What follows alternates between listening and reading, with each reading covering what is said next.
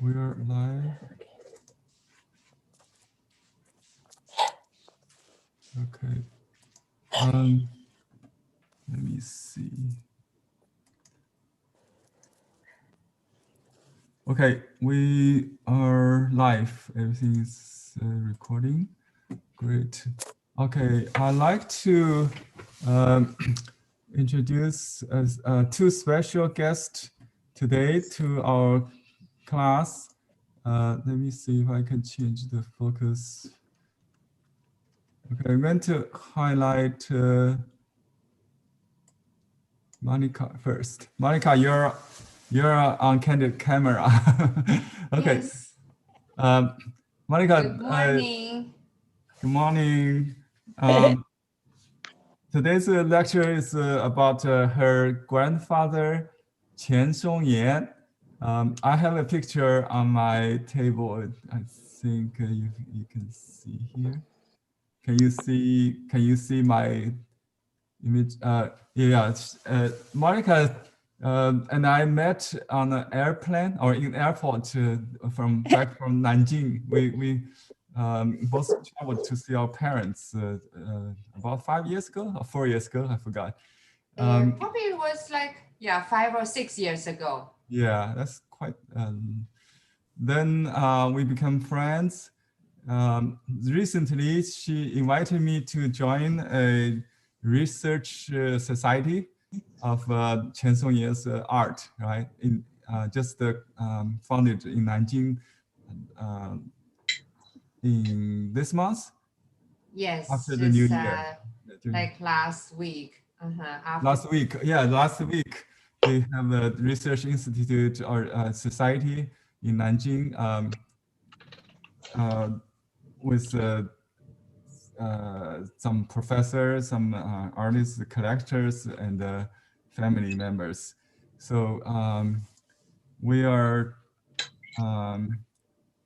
yeah, it's very coincident that we happen to study the Nanjing School of Chinese landscape painting, and Master Qian is the founder of this so-called New Nanjing School landscape painting, together with Fu Baoshi and other masters in Nanjing.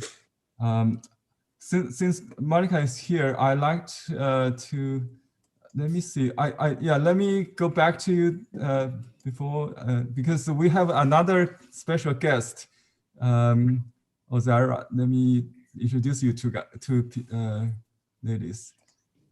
Okay, I think I can put it face to face, but I replaced Monica. Let me see if I can do replace add spotlight, so you can meet each other. Let me see. This, I think I messed up. Sorry about my technology part. So Ozara is here. Make call to. Ozara, can you say something so I can? Hello. Yeah, I'm not good lazy, right? in spoken English, so sorry, my English is no good. I'm French, and yeah. But I try to explain a little. Yeah, the reason I brought Ozara here to this special lesson is she introduced Master Qian's work 7 years ago to our online group or class, international study group on Chinese brush painting. So since then, I have a plan to do this class for focusing on Master Qian, and I'll show some her work. Maybe we should do it now. Do you have a picture on your table, the original work you did in the workshop? No. Okay. I sent you by email. I don't know. Yeah, I can find that email later. Okay. So thank you for making special arrangement to take this class and meet the family of Master Qian. They also it's my pleasure to be here with you. Monica has passed your work to her mother, Qian's daughter, Qian Xingmei. She's also a painter, artist. And they have high remarks on your painting. We thought your painting is very authentic, in style of Qian. So we are very happy to have you join the workshop, and we'll see some new paintings today from you too. All right. Okay, let's see. Let me go back to Monica again, and maybe we can watch a documentary, and then we talk about and we will talk about her grandfather. Do you have any special memories, experience with your grandpa? Do you remember him? First of all, good morning, everybody. Very nice meeting you, everyone here. And I'm the granddaughter of Qian Songyan, and I live in Los Angeles. So I just found a picture just right next to me, then want to show you. That's my grandfather. Oh, this is So how old was you? I mean, you have met him in Beijing, right? When you visited him in Nanjing. You grew up in Beijing, right? Right. When I was baby, then my grandparents was in Nanjing the time when I was baby. So I just have some really vivid memory. I was just running around up and down the stairs. Did you ever witness his painting process? Did you see his? That I could not remember. I was just too young to remember. Yeah, but I just remember in Nanjing, my grandfather lived. There was a Chiang Kai-shek's government. Yeah, I know the famous minister's residence, the building palace in building. Nanjing. Yeah. And then my grandfather lives upstairs.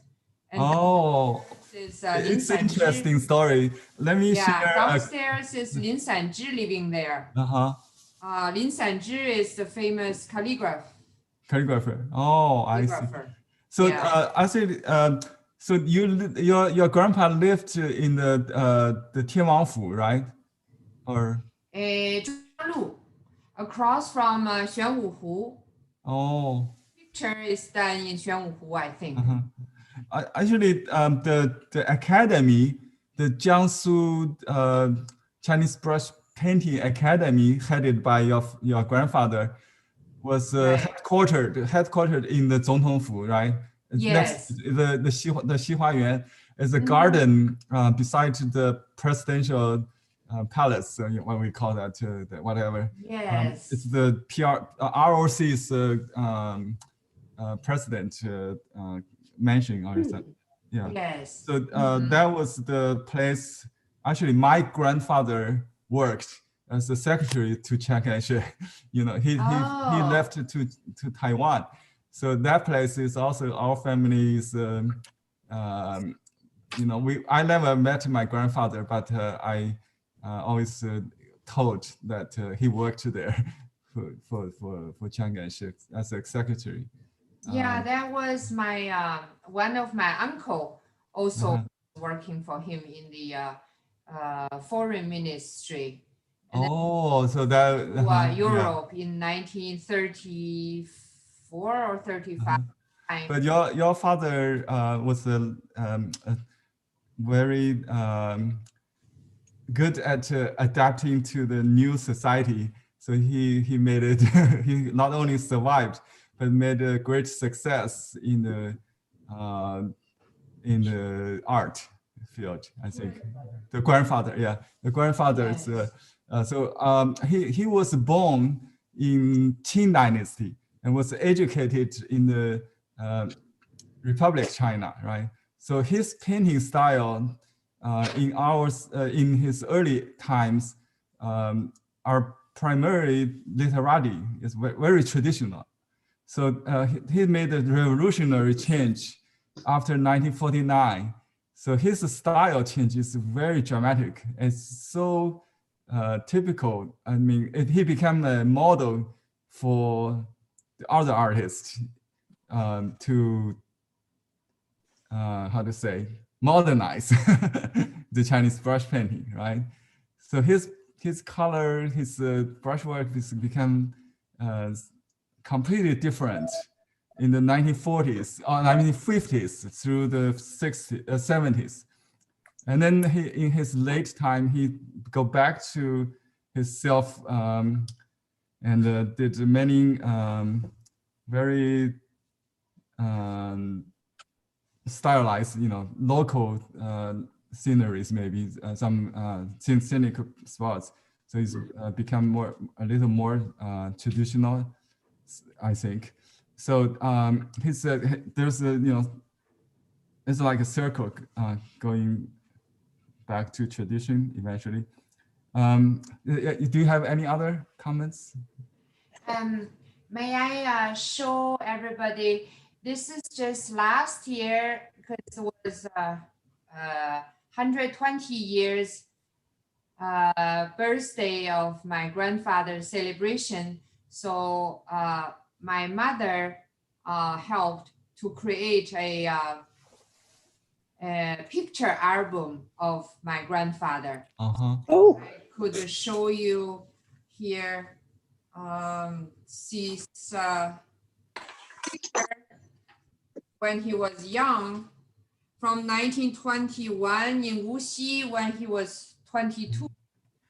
And above my grandfather. You look like you. Above my grandfather, this is when he was 22 in Wuxi. Yeah. He became a professor was his during. Parents. Yeah, I think he was a teacher and a college professor when his late 20s or 30, I read. Yes. Yeah. And this was when he was 无锡艺专 1937 picture. Yeah. Wuxi. So he became a Wuxi Yizhuan, the art academy teacher together with other masters. He taught the theory of Chinese painting. And I have a picture, actually, some picture of his residence. So this is the old house in Wuxi, and this was in Yixing. And this is now he donate later to Wuxi as museum, as Qian Songyan's art museum. Yeah. And this was the house on Zhongyanglu. Oh, that's I was living upstairs. I see. And downstairs, in downstairs Lin Sanzhi. I see. Was the house residence of 林散之是的国民党那个一个大军阀叫什么？我一下想不起来叫什么名字。calligrapher very famous Jiang government's 于右任啊 remember his name 呢？于右任就是是一个大特务的头子。哦，戴笠啊，戴笠的。哦，对的，戴笠的房子，就是戴笠的房子。I see. And then here you see this is his study. Oops. This is the study. This is painting table. Quite large. Yeah, I just remember, when I was little, I like to play outside on the deck. On the balcony. Yeah, on the balcony. This was the bedroom that I usually take nap in their bedroom when I was little. Thanks for. And this was actually standing there when I was in college, and my mother. So these two persons, this is my mother, next is me. And then this building was destroyed in the 90s. Okay.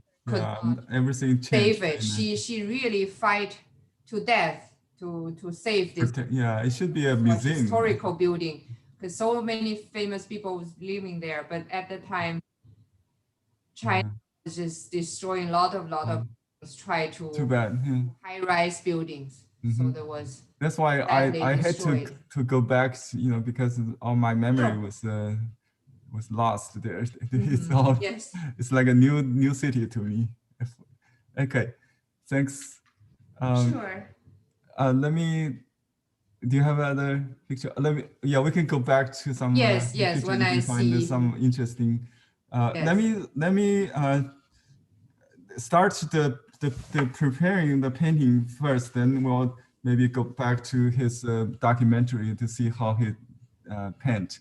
There's some video we can share that later. So let me take back to my. Let me see my table view. Okay, so we're going to do a study after Qian's Buster Qian. So yesterday we already did a pine on cliff. How many people did this yesterday? Let me unmute. Oh, yes, I did. Okay. I did also. I did too. So yes, three of you. I don't think we'll repeat this today. So we're going to do the other piece. You can see an image in a frame. Let me show you. Okay, I have a. Can you see it? Yeah, there's a poster I brought to the state with me and the other my teacher's paintings. There's some reflection you cannot see, but I have a clear picture on the computer. So that's the sample painting we're going to do. Yeah, this one. See how he's bought to do the red pine. That's his trademark color. He think the color is not his invention because in the past we have the literary tradition of painting bamboo in red. So why not to paint pine in red? By the way, so this is the painting we're going to do. It's called the Lucian Trail. Trail to onto Lucian. Mountain Lu is a secret mountain for all Chinese artists. It's a very common kind of compared to dramatic peaks like Huangshan. It's not very I've been there, but I don't really remember some particular thing. But he does this from his imaginary, I think, the memory of his trip. So it's basically a painting from a memory of a trip, kind of. So the design is very, representative of his compositional skill. He has a very strong composition of design. So his painting always have a good composition, always beat other contemporaries. If they do the same thing, he's always the best. I think, like the Red Cliff. Many people did that. Residence, the Revolutionary Pilgrim painting. He did. And so his pine is also trademark. Let me see if I can. Yeah, that's the Red Cliff. That's his representational painting, and his. Let's see.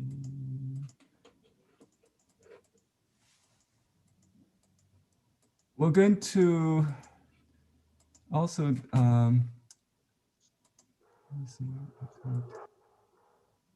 Okay, then you just stay with, okay, here's the detail of that painting. That's what I was looking for. Now you can see that the publication information is the year of 73 October. It's about the time I started to learn painting. So this painting was my, on my wall, on my home wall for a few years. And the cost is only 14 cents Chinese. at that time. That's the detail of this painting. Okay, this pine trees. We can, yeah. Let me. Okay, I'll mute everybody, and if you want to talk, you can mute yourself. Okay. So the paper I'm going to use is the mulberry paper. You can also use semi-sized shrine. Okay. He may use the good unsized shrine, like a single shrine. We're not sure. I'm going to cut 1/4 of this sheet. Okay, that's about the proportion. The original size is 18 by 30, so we cut this. I use a bamboo knife, so you got a nice decorative edge, like this natural edge I like. So we'll draw a sketch. In Chinese painting, we talk about composition in the word 经营位置. Monica, let me ask you a simple question. Do you know if your grandpa plays Go or Wei Qi? That's or he has any other hobby? Like he's a poet, right? He's a poet, so he always write the inscription with a poem, and he think the poem and the painting is complementary, right? Because the painting has some limit and poem has some limit. Together, you complement each other. So this basically is a C. You can draw a big C or E, you know, letter E. Right? In the middle is a big void. We call that pregnant voids in French, right? They use this to translate. 虚实, 虚. It's it's not empty, but it has clouds in it, you know, qi in it. And then there's a trail going out and in, you know. So he always, like we play Go on Wei Qi, the strategy game, the most efficient use of element is to take consideration of the corner first. So the corner, you take the corner, but meanwhile you don't want to.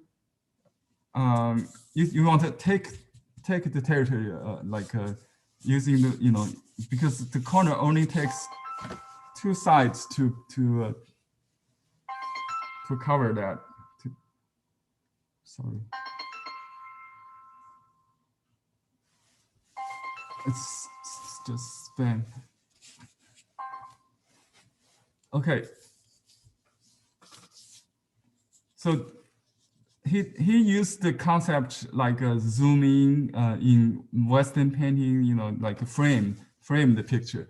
So he cut out the mountain top, doesn't matter. He zoom in, it's not a traditional perspective, like you have a complete mountain. All right, so it's about 1/3 place. There's a viewpoint with a pine there. You know, you can just position it right now, and then the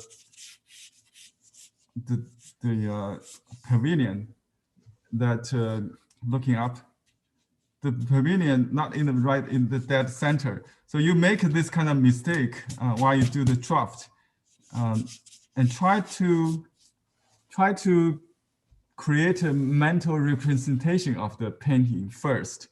So you know, you should memorize it basically. If I turn off the reference, you should have a rough picture. Don't, just a feel, a sensation of it. That's very important. Yesterday we had some good work in the class. Did you see Victoria's work? And we also have another student. I think let me show you the painting, and then we can share some thoughts. Let me bring that up. Okay.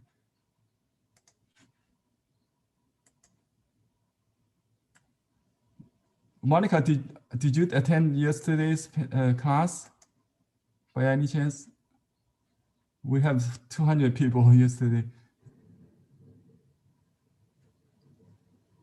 Okay, here is. Yes, that was very impressive. Yeah, you didn't see this one Fantastic yet. teacher. I want to impress And you. I invited actually also some of my friends, and they were very impressed. Yeah, let me share with you this. Do a screen share so I can share some good works here. One thing, if I could just add, was my mother told me then that my grandfather already learned this Western painting skill in terms of color, perspective, color theory, and the study of the science of color, or chromatic, and perspective, and 解剖学是叫 anatomy.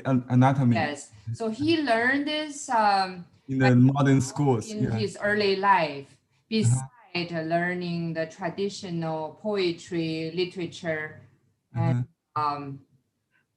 篆刻是 Oh yeah, seal engraving art. Yeah, his seal is a very 金石 style. We call it the bronze and the stone style. Yeah. Right. So this was my demo yesterday, and after the class, I told this story. I accidentally see something on the floor next to the printer. I thought it was my one of my like this painting I had printed, I dropped on the floor. But when I take a closer look, it was my wife's painting. I didn't know she can do it. That surprised me. And she's a calligrapher. She teaches calligraphy, and you can see this is her first copy of Master Chan's. But I think she got the essence of it, especially if you look, the small picture. It looks like a little more literary style, a little more elegant than what I did. It's the color I got is too strong, and it's very delightful. And I also have this very literary interpretation of Qian Songyan by another student, Lisa. She's hi, Lisa. Can you say hello? Hi, everybody. Yeah, this is Lisa. Lisa's painting also very classical. Did you do it on sized paper? Semi-size. Semi-size. Yeah, that's good. So yeah, very calm, and so the tree returns back to the classic. The straight, like a more straight. Master Qian has adapted to the created this new style for the new era. So this yours is a little more classical, I would say. You understand? Yes. Yeah. So just to see the difference. Yeah. So okay, that's the original piece we copied. Okay. Today we're going to do this, right? So we work on the atmosphere first today. I try to emphasize on the color, because this painting is about color to me. If we have time, we can always go back to add more details on the the tedious work on the details on the pine. But we try to focus first on the principle of, as Victoria put it when she did the good painting yesterday, she kept a whole image in her mind and choose the essential element or the biggest, the largest value. You know, when you place a gold chess, what do you call this? We use black and white dots, right? Place on the board. It's a board game. You consider the largest territory to cover. So that's the principle. So we'll do that. We virtually start from everywhere, not focusing on just one spot, right? Another tip I shared with yesterday's class is this: you can make a soft brush by alter it, because I learned from a book Monica gave me as a gift. Where is that book? And here's another book. I think her grandpa wrote a book about tips and tricks of painting, Chinese painting. So one of the tips is you can use a string or something to wrap the bottom of this brush look like this, right? Now you can use I use a hemp rope. You can use any cotton string or wire or something to tight the bottom of the brush. That will make it a specialty.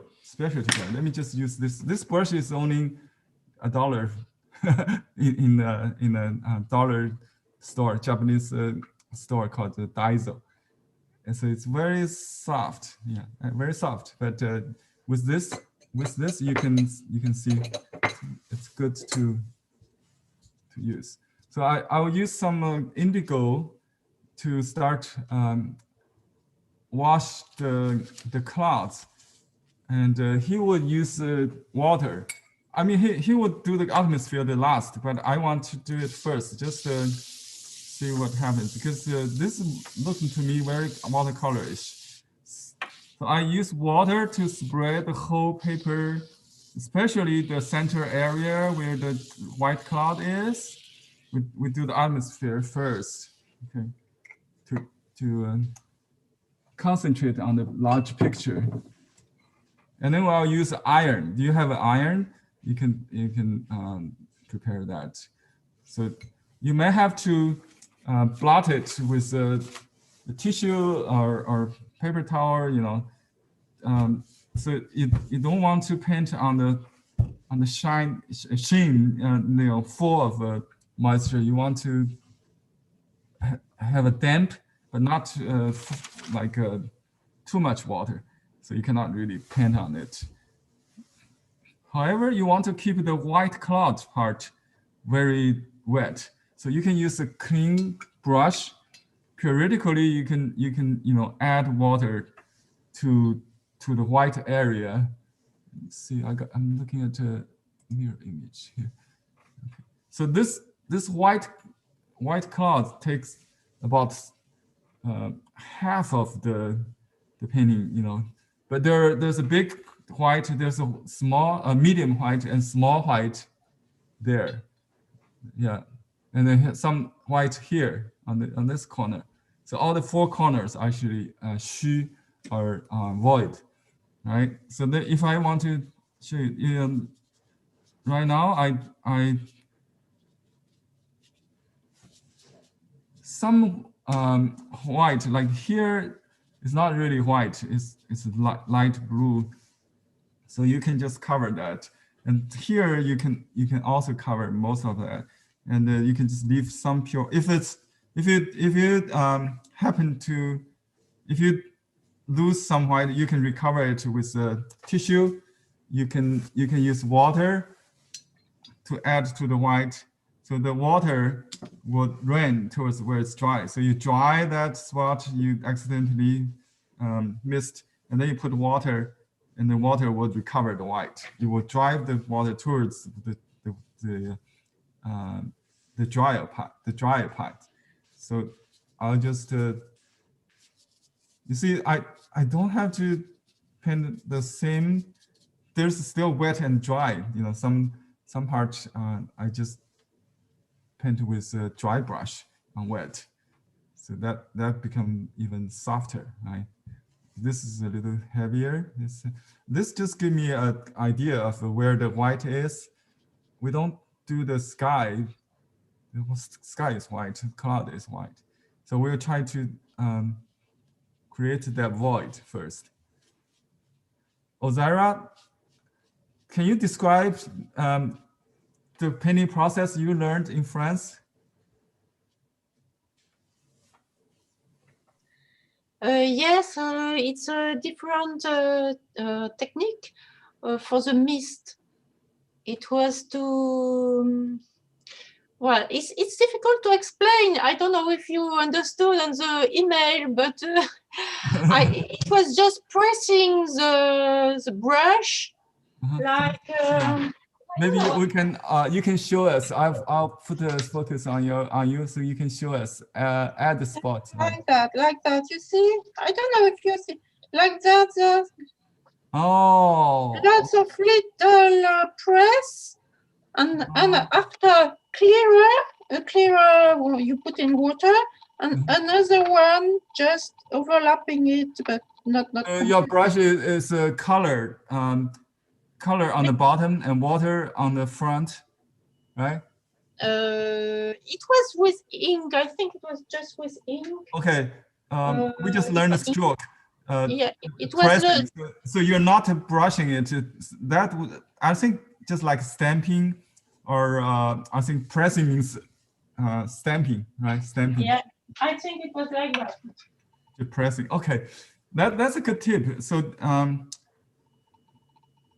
It was for the clouds. Oh, okay. I think that's a good way to avoid breaking because if you brush it, it would destroy the surface if you keep working that way. So you probably, with a soft brush, you press, that will, I think that's a good tip. Yeah, thanks for sharing that. So we'll try to see. Well, I can show on the painting. It's more like dotting, maybe just a dot. It was on this painting. Yeah. It was just this the soft layers. edges. The soft. Yeah. Okay. All this has been I done like that. Thank you. Let me see the large picture. I can enlarge this. So you can see the edges of this. See the little subtle.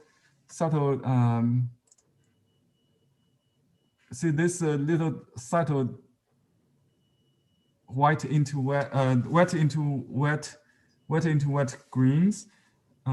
We can do more, but at this point, we try to just block, you know, blocking the shape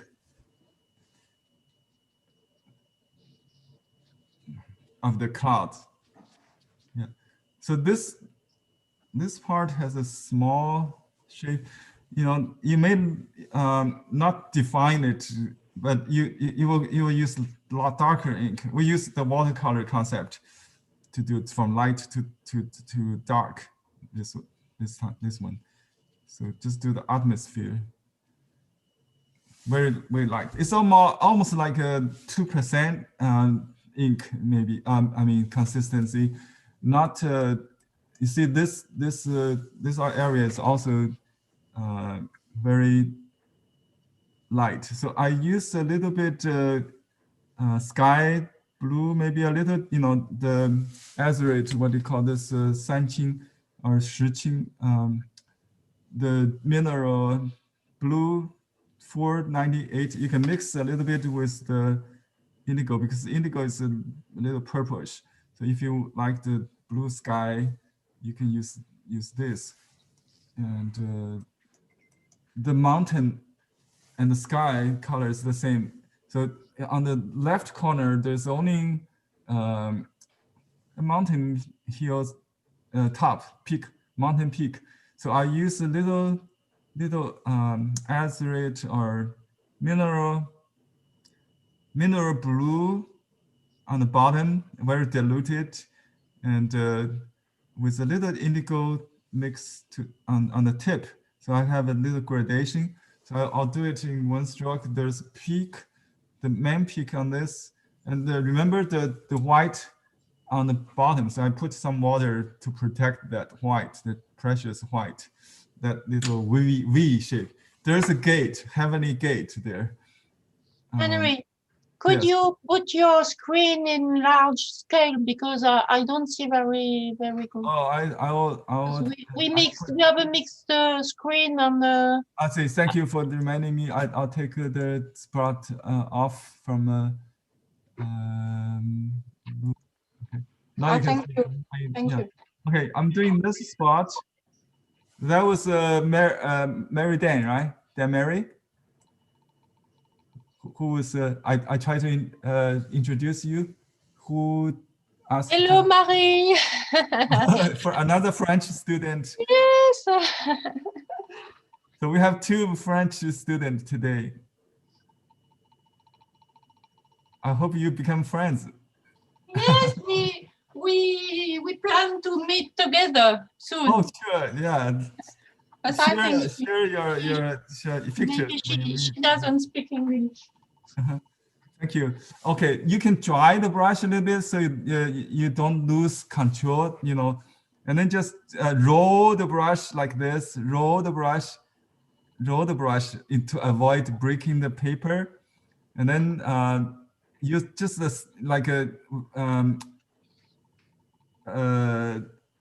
Ozara talked about pressing, it means the stamping, I think, or just like stamp.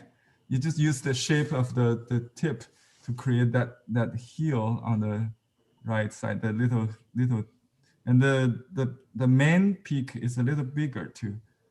You can make it a little taller and bigger. But see, if you keep working on it, the paper becomes fuzzy. Stop. You can go back after it dry a little bit. So don't keep working if you start to see the little fiber. Right? Just stop.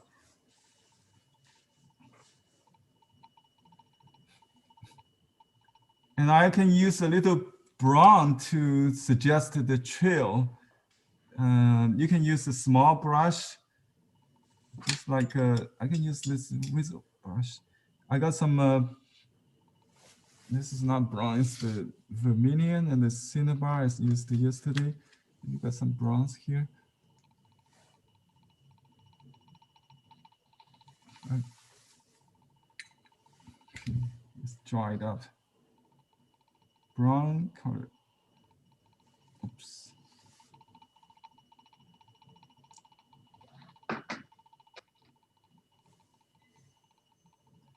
You can use a little brown, diluted, very thin. At this point, we want to just a suggestion of that. And we can see the trail goes from here. There's a bench there also. You know, it might be not so clear, but we will do that later. And then it goes out. Goes outside the frame, and this goes up there, and then it has a little S-shaped something. Anyway, you don't have to really worry too much. I just want to. This color maybe all will be vanished with other trees, and we'll go back. But now we just concentrate on just like you do a sketch. So there's a trail here, not this far, like that. but you can make mistakes, you know, at this point. Just a little hint. That's all, I think. And then it suggests just lead that into this pavilion. We'll do it on dry paper. Okay, so that's my distant mountain. Oh, I need to put a little blue sky there. So we do the sky, just like if you're familiar with watercolor, it's almost like a watercolor approach. You do the sky first, right? So this is the peak in green later, and we don't have to worry about we can do this all the same, you know, in blue. Then we'll add yellow, it become green, right? Just there's no peak any detail, just to shape the clouds. The white clouds a little bit, suggest a little clouds. The paper we're working on is much smaller than original, so we cannot do all the details. Just like Victoria put it, just a rough, very rough idea of the big picture. Yeah, that's the idea. Okay, we can use a hair dryer to dry it, or you can use the iron. Hair dryer is better in this case because you want to overall. If you want to dry a small spot, you can use a hair iron.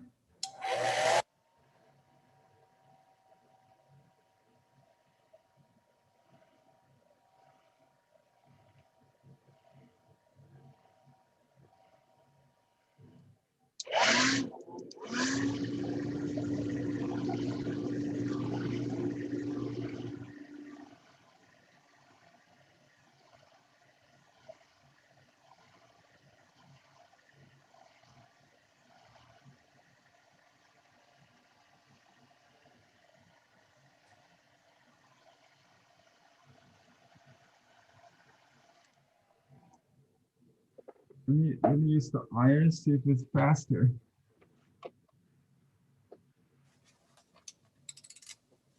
I'll put a clean paper on top of it just to protect the dust.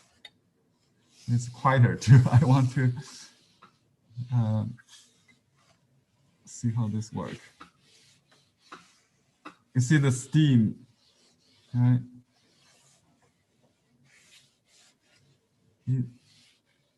Okay. You don't have to completely dry. If we keep a little moisture, maybe it's good for the distant mountains. So it's about halfway dry, and we can control the smear by adding mineral colors to the ink. You can also use overnight ink because overnight ink tends to stay on wet because they don't bleed like fresh ink does.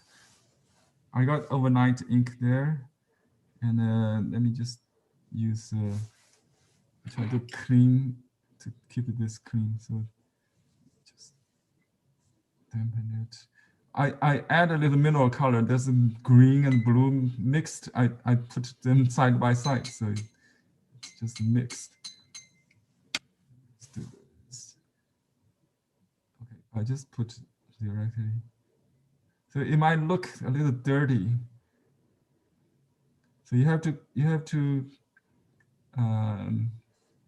create maintain the saturation. If too much color, it will tend to very chalky, kind of muddy. So you want to add a little more maybe indigo to bring back a little saturation. Let me try on this darker spot. So you can try the color. Just do some tree.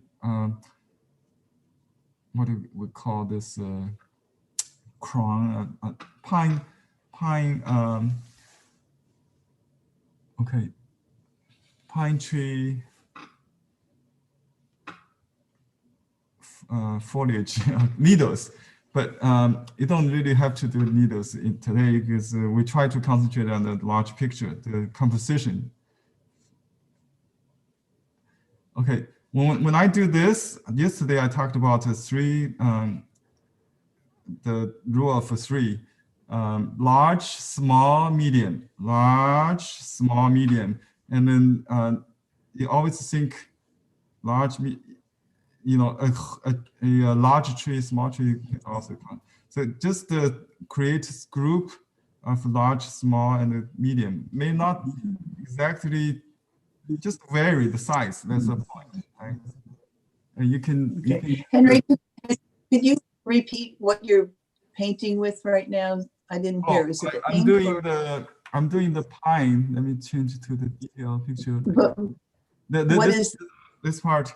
Okay, you can use the color to block in first. I'm not going to do the lines first.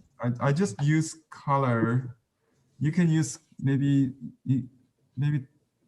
it's easier. So there's no ink on those pine No. needles? I'm using non-traditional method because I'm inspired by him to explore new method. So I use his composition, but my own process. I use my watercolor process, and you can see in the difference between his painting and the traditional pine is not only the you know, like a straight, this straight, this very natural kind of trunk, right? It's a straight. It's a little lean to the right. You can see this angular arm, which is very, like we see in the Southern Song style, and you know, just you can cover this with ink later if it's something wrong. So I try to create a draft with color. Then we'll go back to do the dark today. Just and he has a lot of very realistic crossing branches, different because he draw from natural tree. He take field trips every year, and you know he traveled all around the country to find the nice scenery of spot. The pilgrimage, what do you call it? Red, the long march. You know, they have this the revolutionary pilgrimage trail. I mean, route. He traveled to 20,000 something with other artists to paint. He does a lot of field sketch. So we just use color to create this kind of general, and still you have to follow the perspective from large to small, tall to short. Mute. If you don't speak, mute yourself. Okay. And the color intensity would also vary. So, and so this is just to test the color for now. So if you don't want to paint this, you know, like a very solid shape, he has the pine has a lot of holes, right? So you want to maintain that feel maybe. So you can just use dry brush. I think I did too solid here, maybe. So I'm going to change that, adjust to try and error, right? This is my my soft. You can use dry brush to do it on wet. That will soften the effect. Okay, and try to stage that pavilion. So you create another little V stage, so called staging to set, to give the setting, stage, create a stage for this. Yeah, you have to probably move a little bit to the center, but you definitely don't want to put it in the dead center, so it will be still on this side. Then you can put some leaves in front of the pavilion.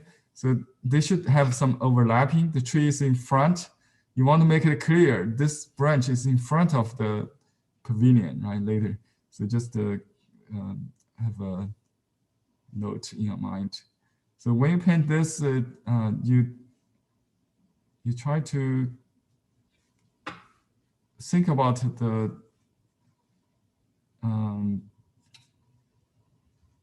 the wholeness, the relationship between the elements, and just you don't think about the details, the millions, zillions of needles.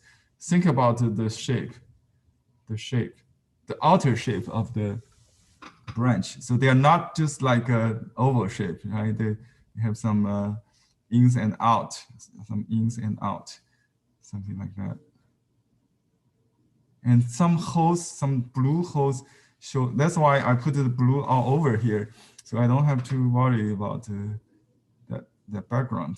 Just like watercolor, we do the background first, and then I just use dry brushing to blocking the trees, and maybe just use this little detail brush to draw the trunk.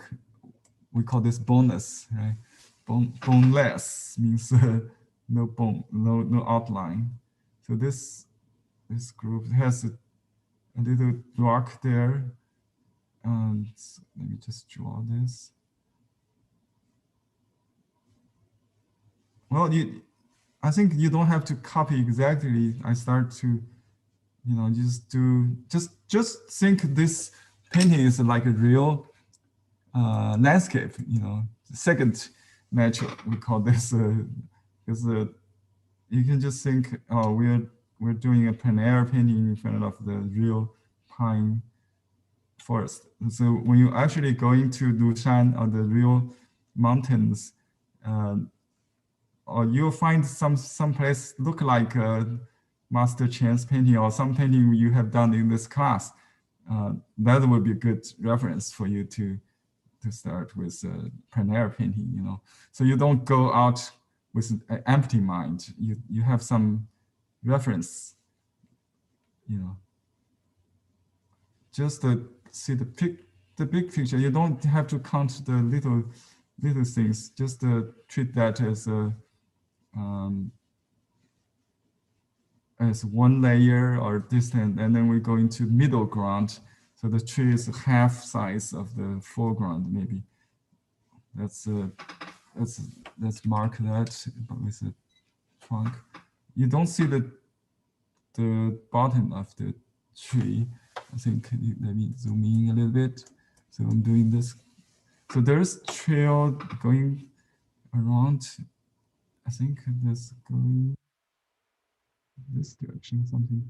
So this tree next to on the side of this trail, something like that. So that's, and he always introduce elements from outside the frame to suggest the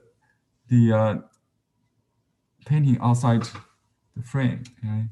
So I'm using a mixture of indigo ink and mineral colors, just to blocking this color on dampened paper.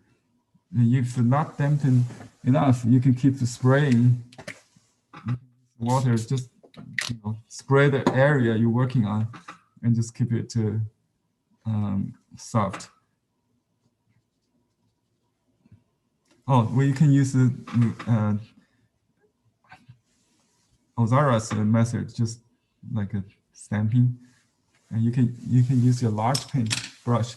I forgot to keep it with that. So painting large also means use large brush to do small paintings, not the other way. So in his book, he mentioned that he preferred to use a brush larger, so you don't have to go back to reload, that much. Okay. And we can do the light first, then we go back to the dark. Right? So the upper trail has less and less. This pine reference is the same in Jieziyuan, like Wang Meng's, the Yuan Dynasty, Wang Meng's pine trees. We have introduced it before, if you recall.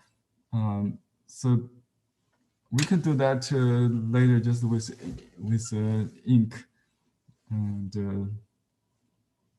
yeah. Now it's dry, so I'm going to do this focal point with the small brush and with ink. We can go back to the traditional way. This is just a warm up, like to break in the white paper. Now we are not worried about composition, just working on details. He would do the pine foliage first sometimes, and then just add the branches and the trunk. I think in the documentary. Did you see the documentary before the class? You can pick up a lot of information on his painting process, actually.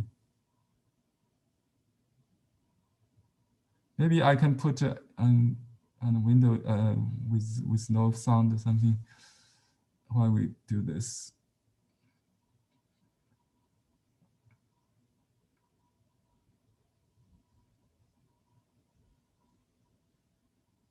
Okay, the pine has a lot of horizontal shapes, and with some holes between the leaf, the foliage, and the branch. So you especially under it, right?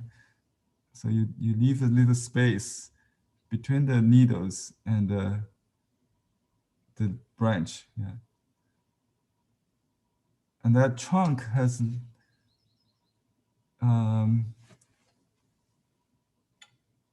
some angle there, but basically it's straight. That's his style. It's very straight. And there's a root. Usually he doesn't do too much root, like the old style painting, or bark, like holes on the trunk. He doesn't really do that much, because in real life they don't really look like that, I think. So there's some highlights. You just leave it white and just do the shady part on the left with some. The pine mountain usually is a friend to a rock, clinging to a rock. So they grow together. Something, the root grow out from the crack of the rock. That's what I try to focus on. Let me see. Okay, so I'm going to do his trademark shaping, or the outline and the texture. So it's basically horizontal. This brush is a little too small, but with a dotted, like a shaking. I don't know what's the best English term. Trembling is like a Parkinson's disease hand, right? Or shaking is like I think I use a music term, staccato. I think thank Lisa for using that word. I think that's the best translation for this technique. It's a 蘸笔. Monica, do you know the word 蘸 in Chinese? You mean Chinese the 蘸笔? 蘸笔, yeah, 蘸. But you know, 蘸 has it's just like old people has a 蘸. I in the documentary, I think your grandfather doesn't have the shaking hand. He just vary the pressure. Like there are 2 points. One is to simulate the effect like leaking water stains on the wall, right? So just like here, you see, see the leaking stain on the wall. About his 蘸笔, I can say I know that he got all his fingers got damaged very bad during the Cultural Revolution. Oh, so he ended 1976. So after 1976, so his finger condition gets really worse and worse. And when it get really worse, his fingers is shaking very bad. Oh, that so was out of that illness that he has to control with natural the brush, natural result of create this illness shaking brush, shaking. I see. Which my mother is now 84, and her is also shaking for the last 10 years. Okay. So that's actually for those of you, if you have a athlete hand, I have a student who showed me a picture recently. She said she's handicapped, but she still can paint. Her name is, I think she's a new student in the online class. Anyway, I won't mention her name for privacy, but she showed me her hand was with关节炎怎么说 arthritis. So yeah. Yes, arthritis. So that's not a problem if you do this. Actually, yeah. If you can use only 2 of your fingers and you have a not sturdy hand, you do better work. You'll do better. So I used a little rouge, not a rouge, little vermilion, little umber combined to get this orange color. The original painting has even stronger orange among the greens. That's the only warm color in the whole picture, besides the on the rock part. But all the trunks on the pine is warm, I think. So I don't know where this light coming from, but this is what we call the mind light. Maybe not the local color. It could be something just out of his mind. And speaking of the shape of the tree, I think we have to extend that. So not in proportion to the rock, it's too small. I didn't get the gesture right. So I was too concentrated on the texture, on the detail of the needles, but I lost the whole shape. Now I'm going back to fix that. So that's a welcoming tree kind of extended branch. Usually they are not equal on the 2 sides. So we just do maybe this side. Henry, if I may say, this time this Lucian picture, his hands was not shaking. Yeah, mainly all his 蘸笔 work was shaking finger technique. Yeah, see this right. It was mainly in the 80s when he turned 80 in the 80 years.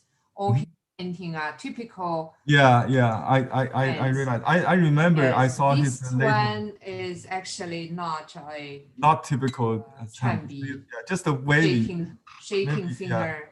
Right. So you don't have to, but it's okay if you just do that.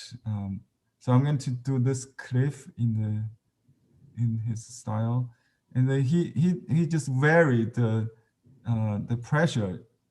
So the line is not a straight line. That's the quality of the line. It's like the leaking stains on the wall. You understand? I have a picture I took in my garden the other day. It has this kind of watermark. You can see this kind of pattern in on the glass door of your bathroom. Your shower, right? It's some on the glass. That kind of line quality is what we try to we got inspired from. You can always observe this kind of natural line. They're not natural, has no line, but it's a impression of intellectual, spirit part of the painting actually. So but it reflects the feel of it. That's the idea of this line work, and his line work is very sure. That's his confident, I would say, very confident. That's that kind of we call voice, or just like the singer, opera singer. You develop a unique voice. Okay. I think I missed a little bit. This part should be the tree trunk. Yeah, let me just go back to the tree so I don't have to do everything. This is another trail that there. So this is the crown part. And just to highlight. Branch. There's another tree, but this should be a much lower. Well, this.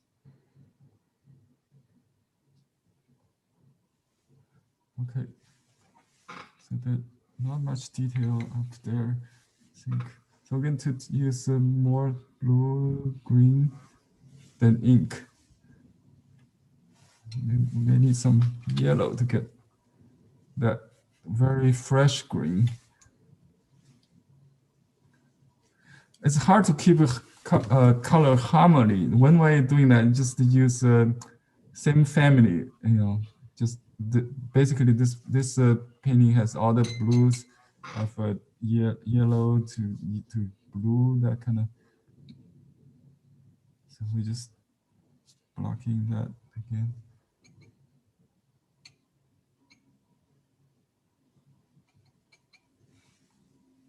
Try to define the mountain a little bit again, and you can do it now. Wet onto dry, so to add some stroke to the. But remember to leave the white. That's very important. To leave the white. Just okay. So now I think I did too much already. Just keep this area white, wet.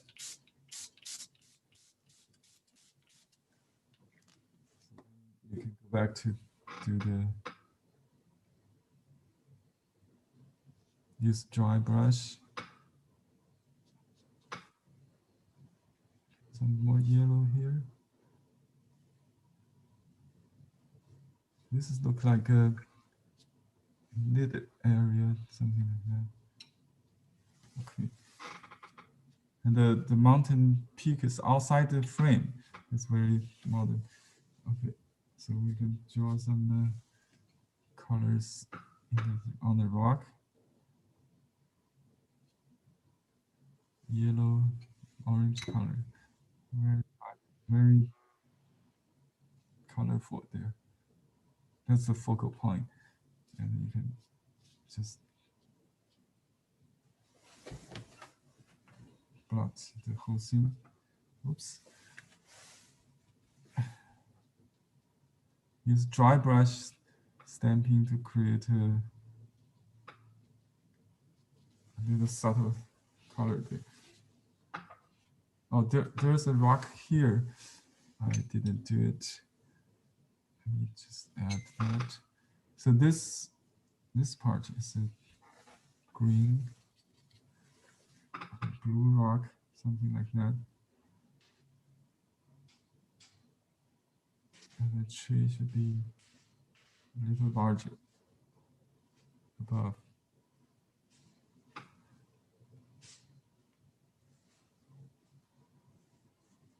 We just do the whole picture. It's a little shady. Yeah.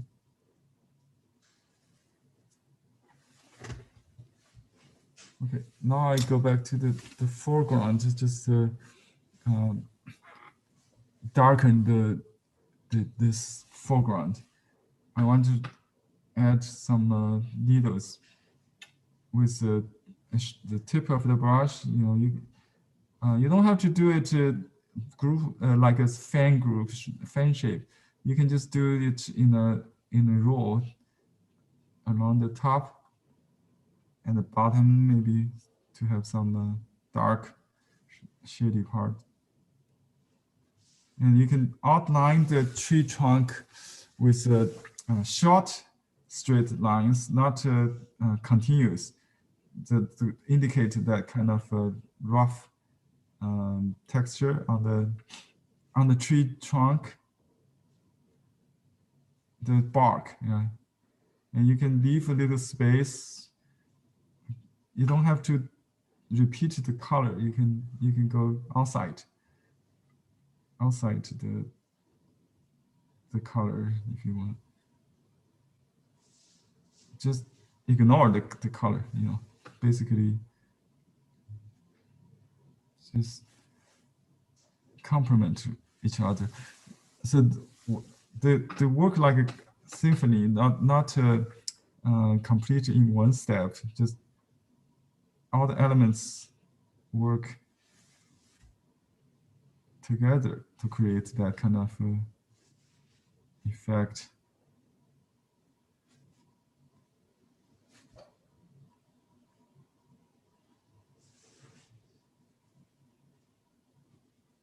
Short and straight lines for the contour, and then some half circle or squarish circle and keep some highlight and painted white for highlight that shows the roundness of it.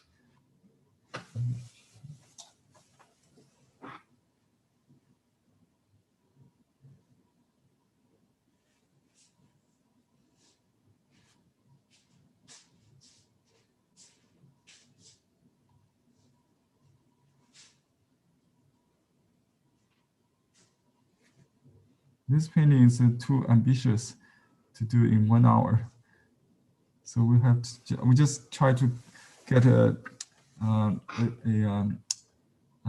composition of it. Later you can do a large painting, maybe with more detail.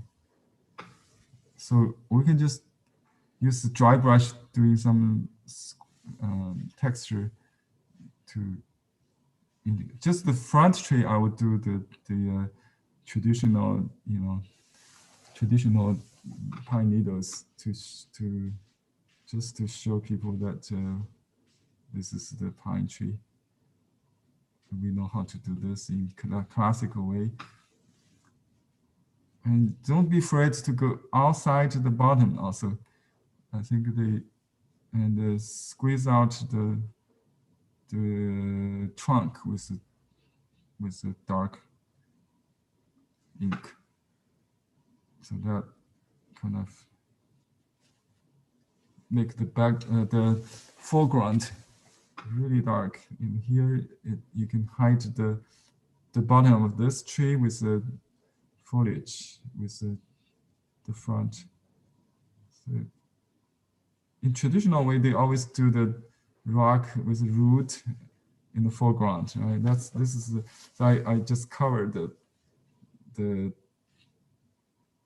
that tree's root with this, and you can do some hanging branches, something interesting there, and then just some a little bit detail with dry brush.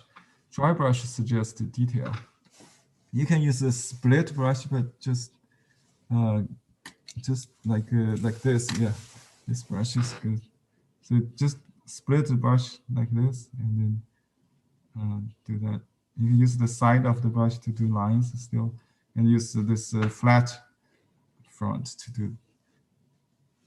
You can use the stamping way, just dot the details. Concentrate on the if it's too wet, wait until dry. Don't work. Just work on somewhere else, right? Yeah, it's dotted lines, the staccato line, and he has many crossing pines that's look very realistic than the traditional style of pine from his live sketching trips. His sketchbook, that add to the style.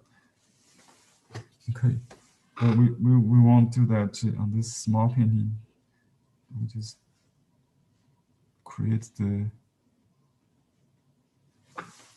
feel of that, and I'll think this is just on this painting, because I already put it behind the glass, the plastic glass.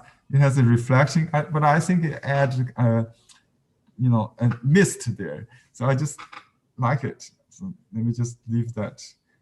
It was a sheen of the plexiglass, but I think.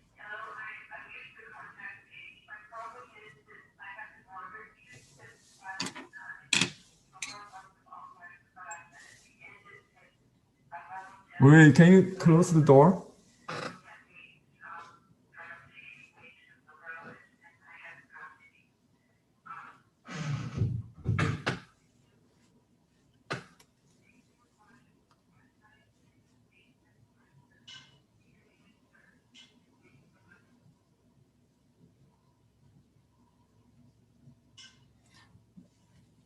This is a little too damp to do the pavilion. It will be last minute.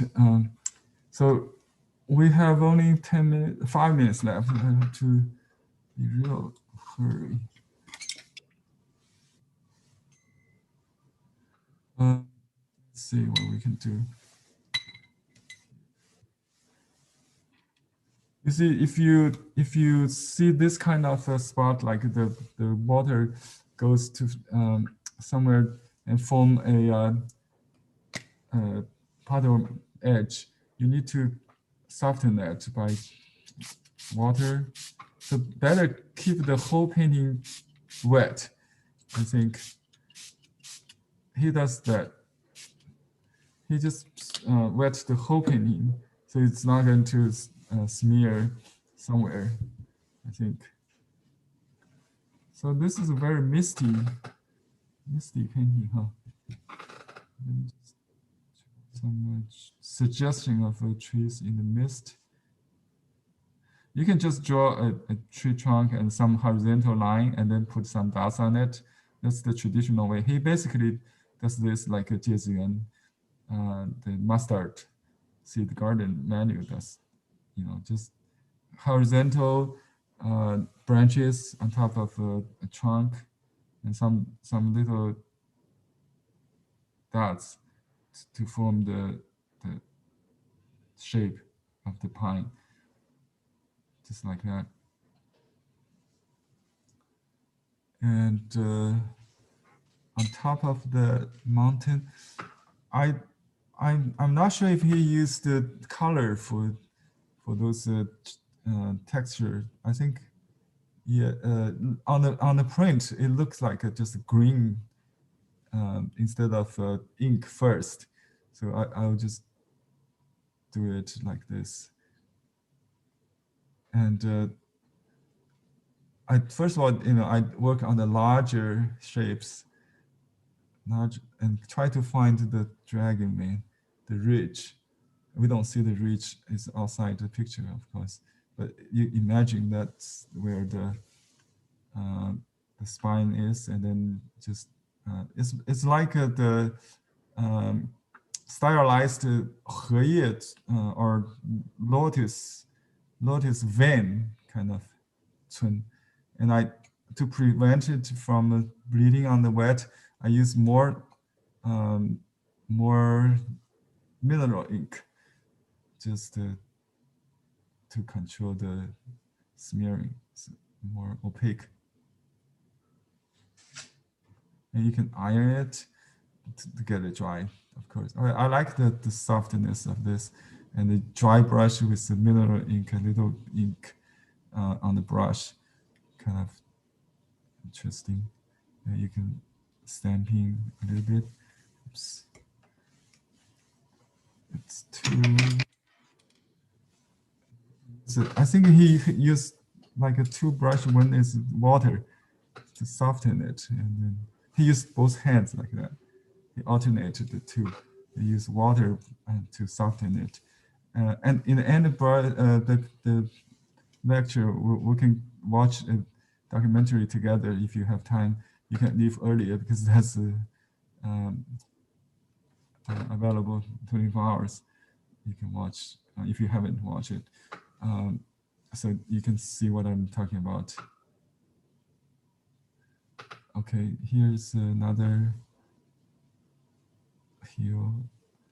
So dry on wet is interesting with the mineral color and the ink blend to create the texture. I think we end up losing the gate, the part towards the gate. Maybe there's more trail, but I like this effect. It has the white clouds already there. So I'm not going to duplicate what exactly the master did, just open to any accident, which it looks good. Borrow his composition basically, and that's about it. I'm going to iron it to dry faster so you can see the result. Okay. 11 o'clock. Maybe try it with an iron, maybe. That's the focal point. We need to put some color on it. Let me see if there's no opaque, just the indigo, I think. Just the indigo. It's dark. That's the value contrast. White against the dark.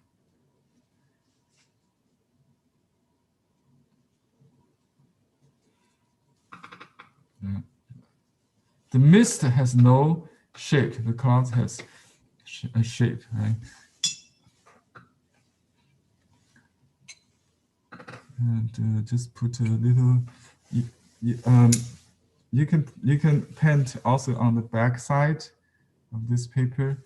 If it's sized, you cannot do that. So this is another tip he uses also. It's a little bit tricky if you turn the wet paper back and forth. That's a nice, because I want to avoid covering the ink effect. Okay. Oh, it's look.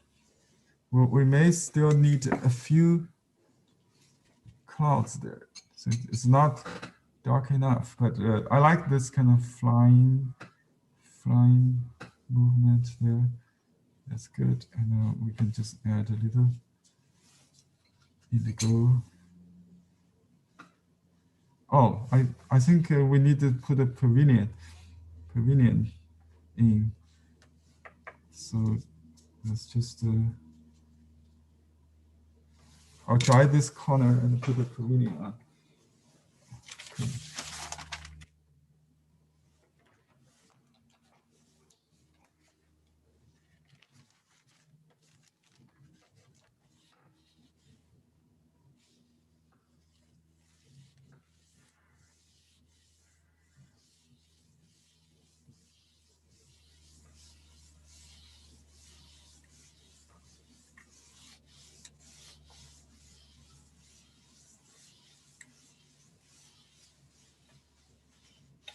Okay, I'll just dry this spot. There's still some moisture. Just to make a dry spot for the pavilion. So I can draw with this brush. Maybe enlarge it so you can see. That's the detail of it. Okay. And it's not in the center, right? It's right here. So there's a it's quite complicated architecture, so I don't really need to do all the maybe 6. Oh, there's a corner there. So let's just hide it with tree, you know. So we can expose one side and one side is behind the tree. So just pillow. And there's some red you can draw without outline. I think that's what he does. It has some perspective things like that. That's it. Not much work, right? I think just basically a triangular shape, and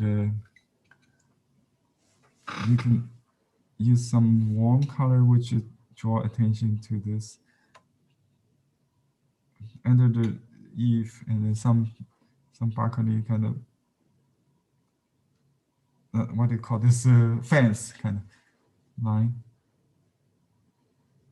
A little amber to outline, to highlight the line, and some amber under the roof, shady part, and on the pillow, it could be, yeah, amber. It's wood, like wood color, amber.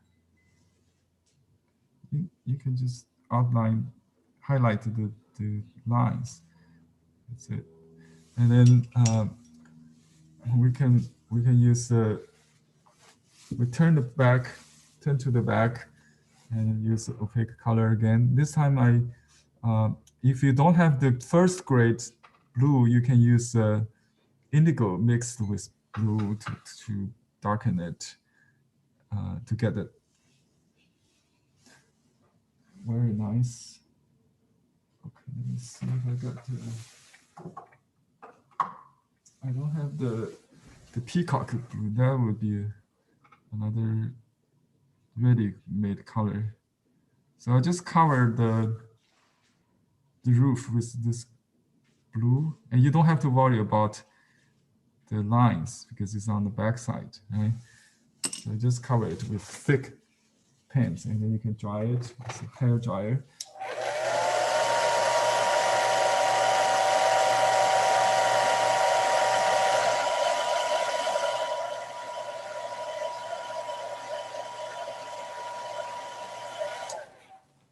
Don't have to.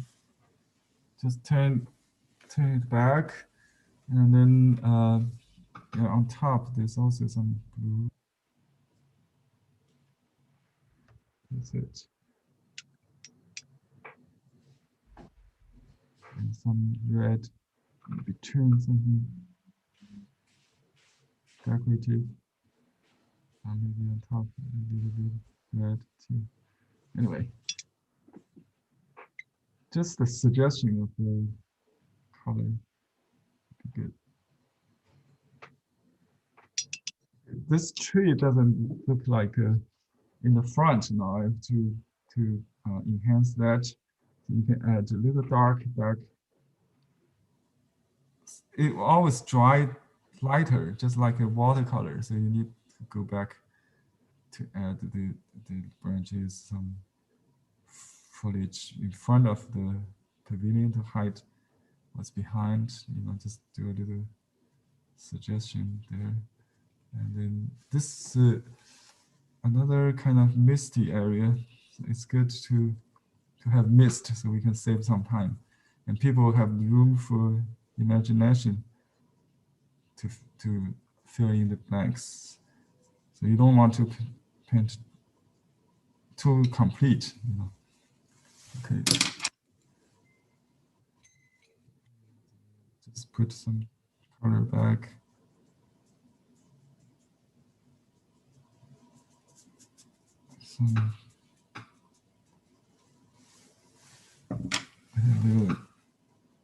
Oops.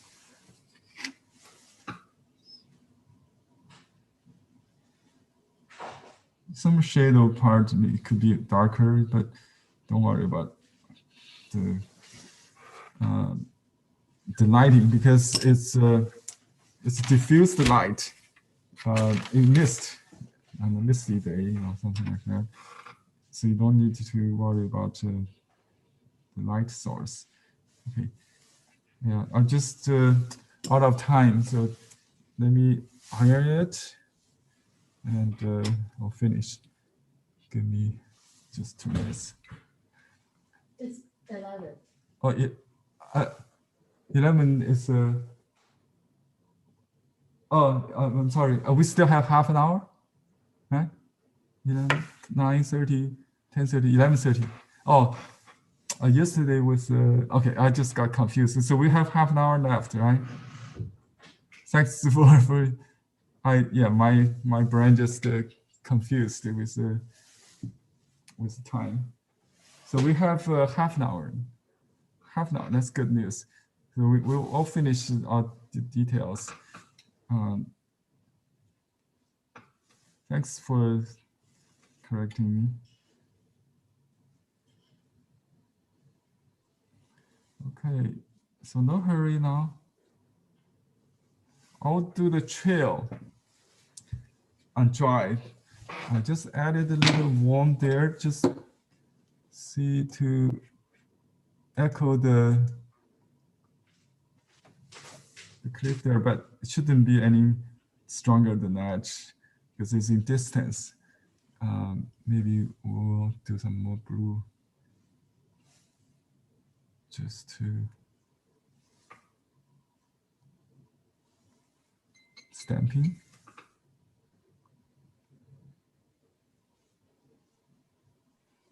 Yeah, I think Ozara's tip is really valuable. So it has a stroke, not just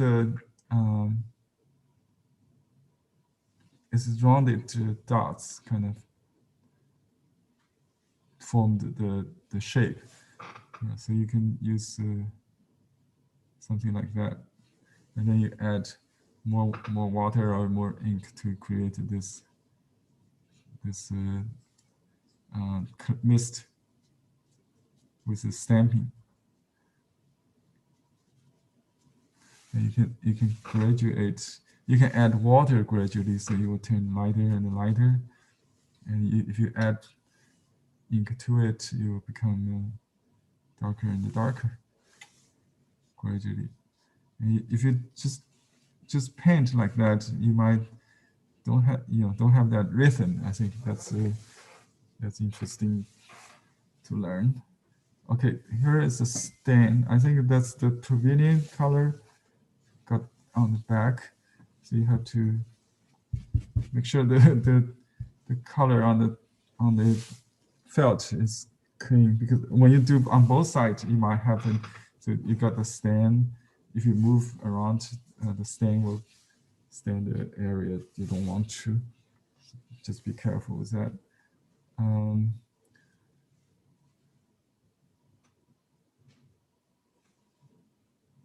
Okay, this add a little bit. I try to vary the color in terms of red, green, and yellow, red, blue, and yellow. So it's not now it's only the greens, right? But if you add a little bit yellow, a little bit amber, you will make it more realistic, impressionistic. That's what I learned from the California impressionistic watercolor class with the Professor Rob Sherrill for almost 1.5 years. I studied color, and first, in the real outdoor painting. Then after the pandemic, we do it virtually online. Still, that helped me to learn more about color. So I'm not more into watercolor kind of.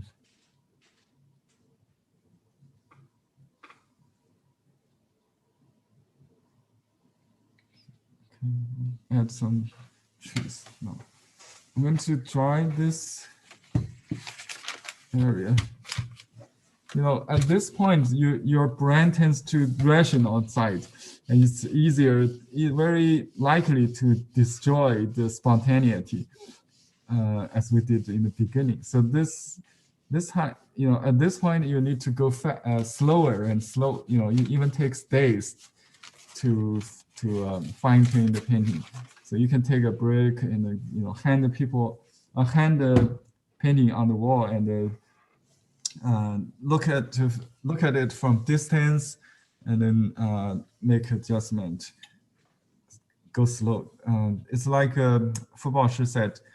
You start with sweeping the floor and then end up with sewing or drawing, the silk. So it's a detail work in the end to finish.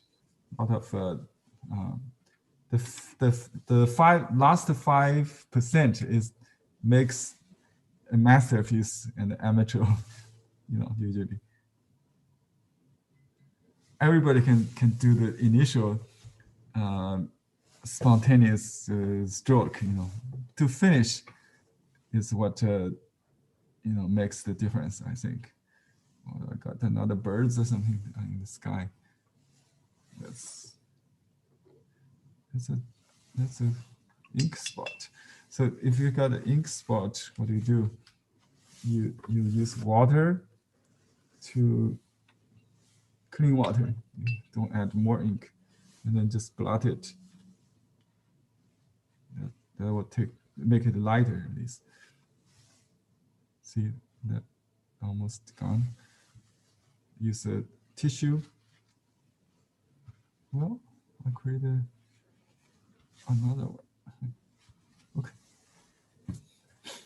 I kind of like the misty feel there, so I'm going to leave that for now. I just concentrate on some middle ground, maybe details if you need. Just it's important to create the depths over, just like the trees. You see through the trees to see something behind. It's a little bit detailed. Remember, we copied the painting from Shixi, Kunzan, Zan spell like Kan, Kuncan, Kunzan. Kunzan's painting is his model. So Master Chen's favorite ancient master is Kuncan, Shixi, and Shi Tao. Shi Tao did the cliff house, the hermit and the cliff house, remember? And if you recall that waterfall with the trail was on this side, right? And with waterfall, it's exactly like this painting. I can, and it has a trail around. So we have done this in Shixi's painting before, right? And then this. It goes behind, it goes up. I'm not sure what that is. I need to define that. Let me see. Oh yeah, there are some trees there. Let's see. I want to keep the value light, not too dark and distant.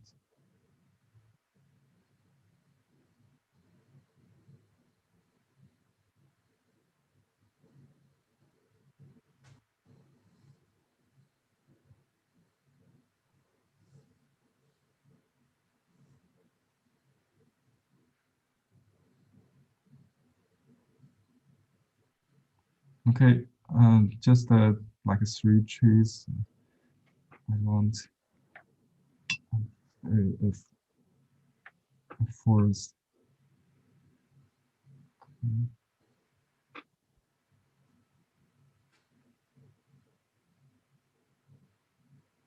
In some part you need to let it dry to do. And so we have a front, middle, and a foreground. Just a suggestion of some more trees there, and we should have a gate there. Try to add some horizontal trees, some horizontal and some vertical. Suggest the pine.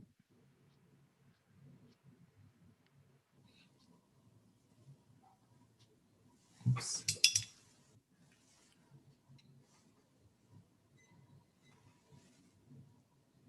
Just add little something, just some dots, some what do you call staccato dots and the lines. But it's very easy to overdone things at this point. Be careful. Okay, so I will add that gate. Let me see a detailed view of that part. So, oh, there's a little bench there in white. We can use gouache to cover. This is also in gouache, and it's good to have something just in the greens. You know, you can add white to the gate to show, and it shouldn't be pure black. It should be very light gray, just barely darker than the background. Like a round doorway with a little underneath and some a little gate. Roof, not much roof, just a gate. Okay.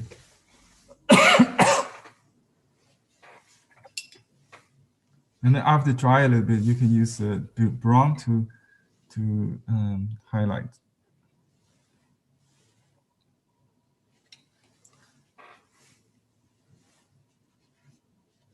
Okay, and the bench, the resting point. I don't think we have the room. Let me see.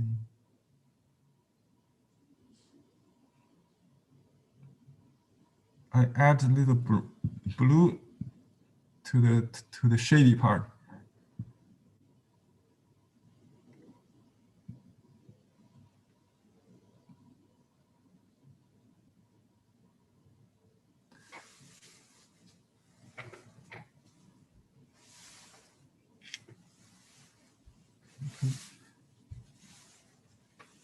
We need to make this dry enough.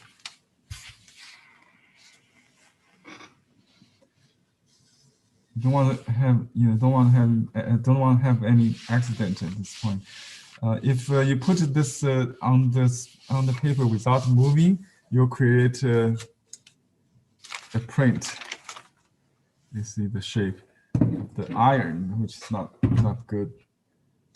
So be careful with that. Okay, it has some kind of perspective.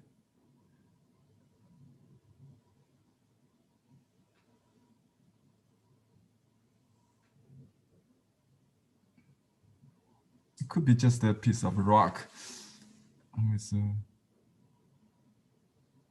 shadow. Anyway, just something there.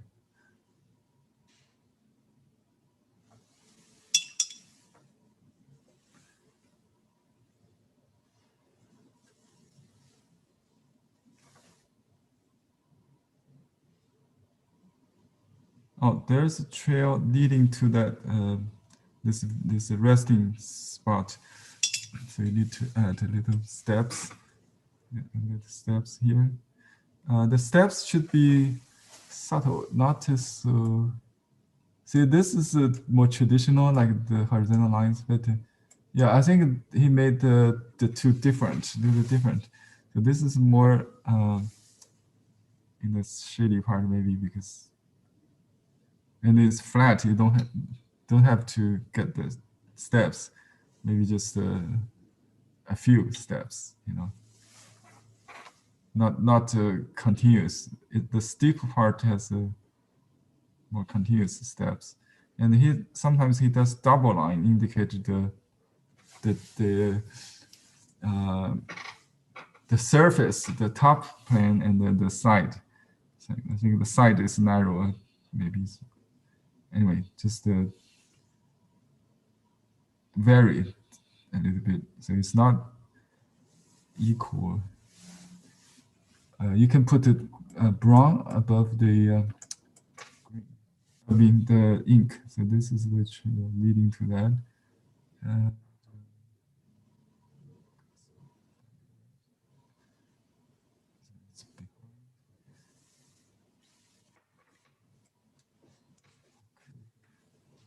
This could be shown a little bit.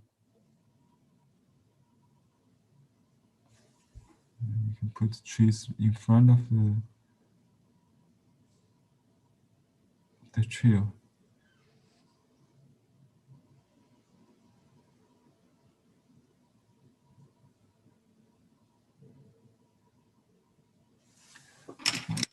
Just too small.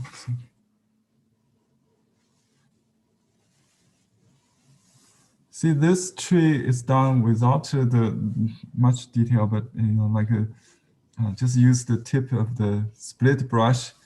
You can do that, just like this. But you need to create the branch first, and then this above the horizontal line, and do the trunk with the rhythm, so they are not equal distance at the heights. Vary a little bit.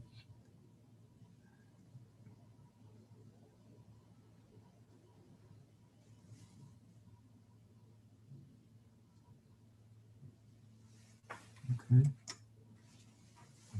There's some trees.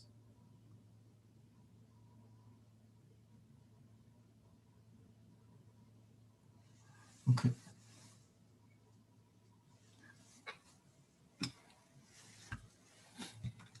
If we have time, you know, you can always add more details in the foreground to have more things to reward people when they get a close-up view. They'll discover this and they will appreciate.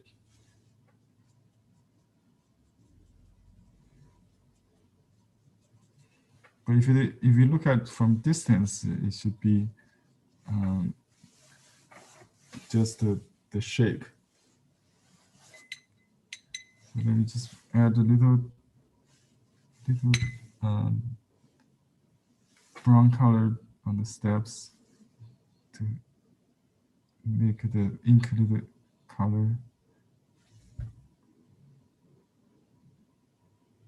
And I think we can use a little white.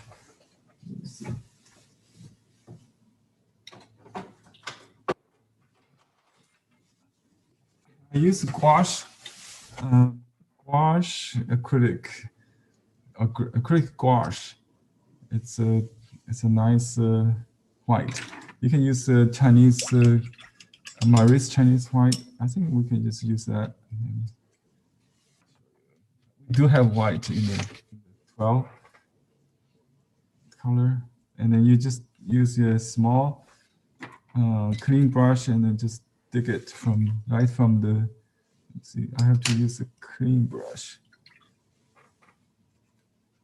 Dig it right from the tube, or you can use a toothpick to get that. If it's dry, it's very easy to try those colors. Once you open, yeah, you could use a toothpick to open it. Okay. Yes. Oops. And then apply it. Use very thick on the back. It's the best. You can just turn it like that. And just paint the white wall. It's settled this way, so you won't change the hue. There's a green on the front, right? So you just recover some whiteness, and you see a little bit hint of white. There's a bench also there. It's a white stone. I think you can just use the white directly in this case. This is in the front of that, so that's more subtle. This is more. See this white. You use even on this foot part. Suggest that's a stool. Stone stool. Okay. It's white. Using white. Yeah. Just a little. I don't think that you can recover a little bit white if you want on this pavilion. I don't think any too much. You can maybe touch the top or something.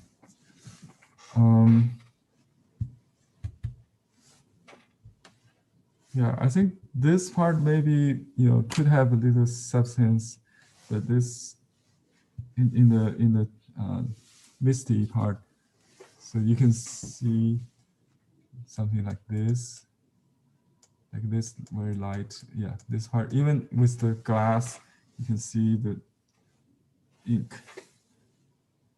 You can put it in dry and medium color, some texture, but not to destroy that misty feel. So I'm doing it wet onto damp, onto this damp paper, still wet a little bit. So it's a very soft still.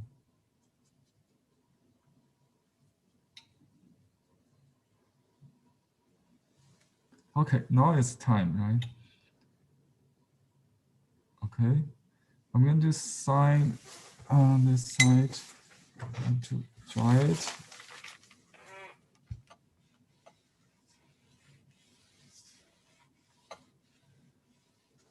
He just says Lucian. That's the title, Mountain Lu. And he write a postscript saying the 鱼曾素长江登庐山. I used to boat against the current of Yante River and climb the Mountain Lu. Made this painting after return. And the place in Nanjing, so he was painted in Nanjing. Oops. Try the whole thing so you can see better.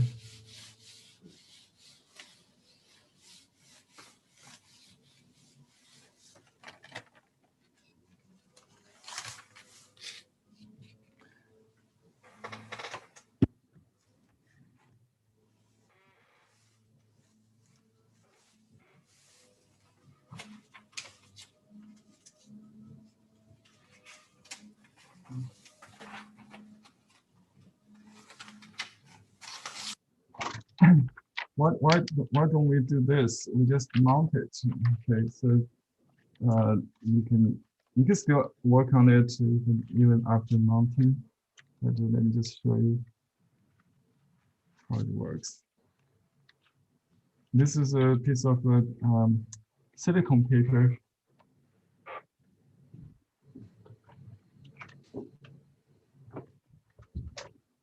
We use clean paper to cover it.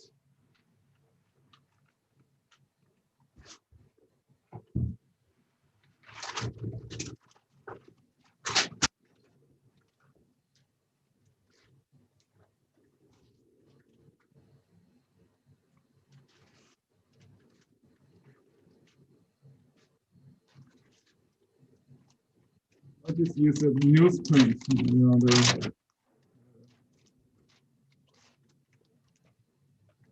some illustration in the workshop. This clipboard.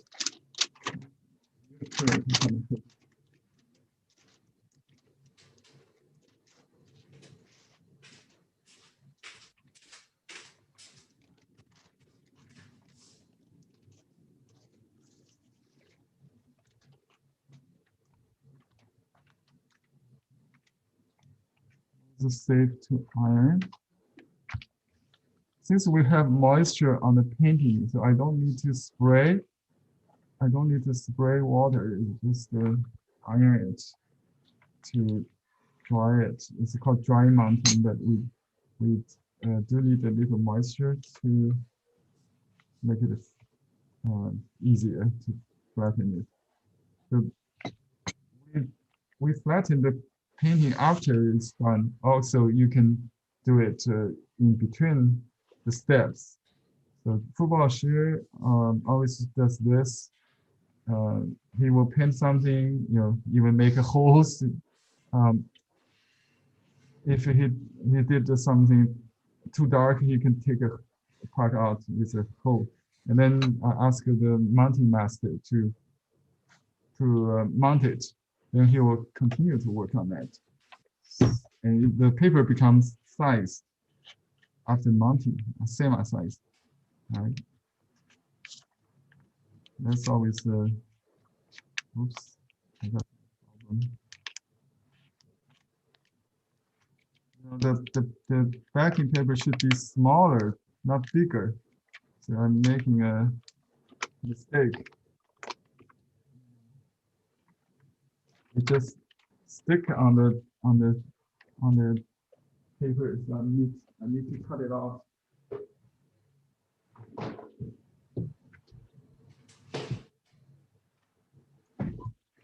I need to remove the extra margin. A little salvage, a little rescue. So the lesson is don't use a regular paper, use a non-sticking paper like a waxy paper, like the release paper itself works the best. So if you use another support and put the release paper, put the silicone release paper on that surface, and then you will get a protection sheet from the silicone. Then you transfer that onto, you don't have to transfer it in that case. In this case, we need to transfer it onto a permanent support after mounting the original. So this is the back, okay? This is the back, and you see the front.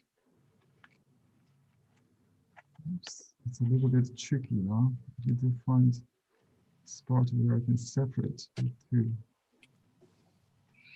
Henry, when I mount, I normally use water paper. Watercolor paper. Yeah, you can use. But sometimes if the painting is big, my watercolor painting paper won't fit. What do you normally use for backing paper? Turn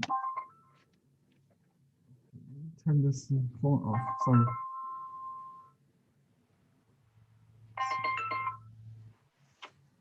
I think what do you mean by what's wrong with the watercolor paper? I didn't get that.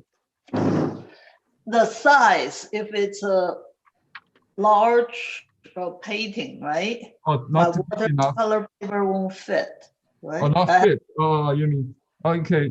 You can use we have a special backing paper that for this purpose. You can use I bought this paper from a cheap Japanese store.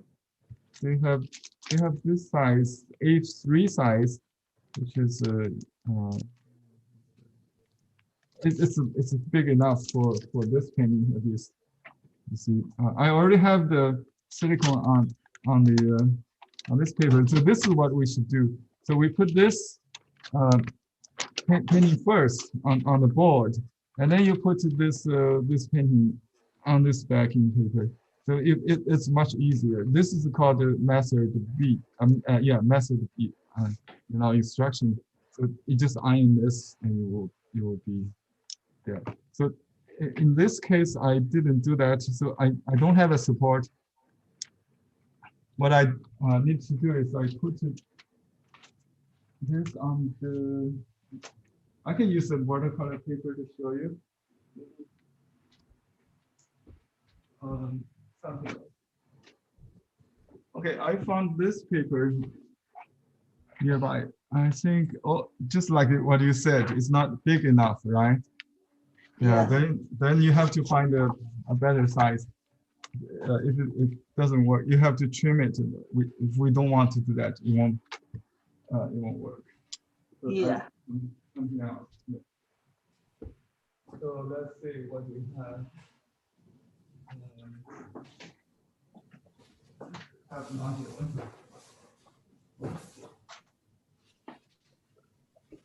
Yeah, just buy a larger one. So this comes in different size. Like this one is 14 by 17.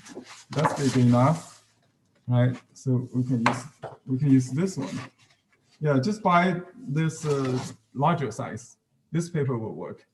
Bristol. Okay. So it's not very expensive. See, this is how, but it's still not perfect. You can cut off the extra.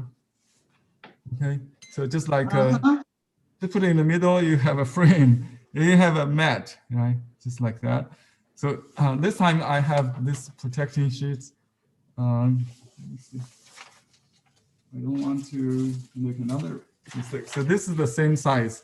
I just took it from the back side of this this piece, right? So exactly the same size, right? You understand? This is the release paper. It comes with the silicone. I took out. Yeah. Now you put it on top to protect it. Now just iron it without water because this time you don't need it. You just iron, straight iron. And but if the silicone exposed, you still got chance to stick on the iron. So that's why we need to protect the painting with this piece. So this process makes the Chinese painting bottleneck disappear because there are some kids maybe in American school they try to make a project using rice paper, but there's always a problem how to display it in the classroom. I taught middle school students in Seattle before. They just use tape to glue on project papers. So it's not perfect. So with the silicone paper, you can make a napkin into a good painting too. I used to paint it on a napkin and then mount it to make it into look like a authentic Chinese painting. So this is the finished work. Before signing it, I got some spots. I don't know. It's from the felt. Because I turned back and forth, that happens, with something. because when you turn back the color, this ink stains the felt. So when you flip it, you need to clean the area you're working on. But anyway, it's just natural. You know, original always come with this kind of texture. Anyway, let me write 致敬钱松岩. We will always put some ink there.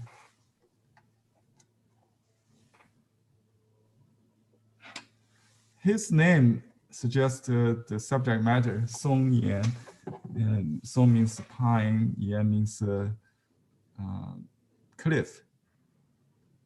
I think that's always interesting. You know, I would like to paint morning because my name is Morning Sunshine, Xiaohui.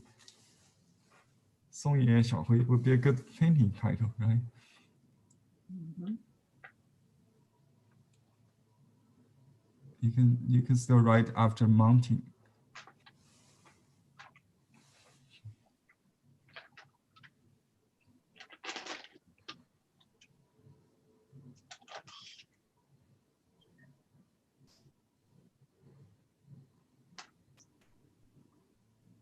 He writes his name in a special character variation on character, because normally we write the mountain and the rock for cliff, right? He writes 3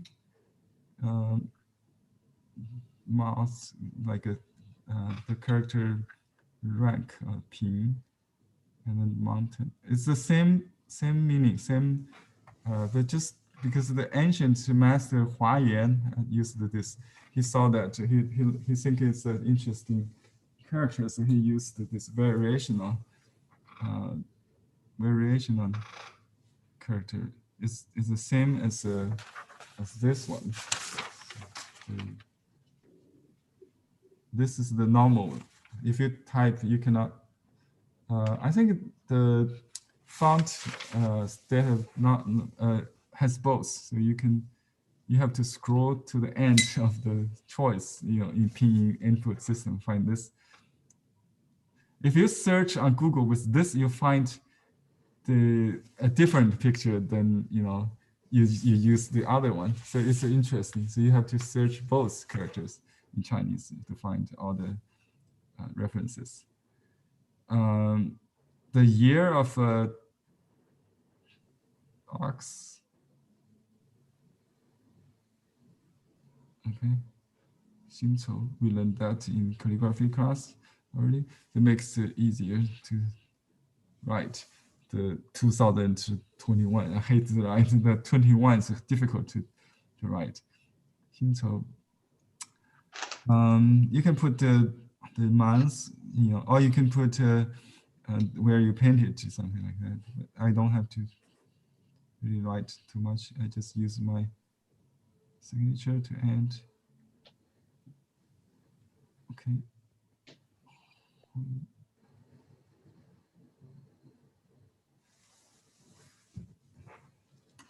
So let's put a seal.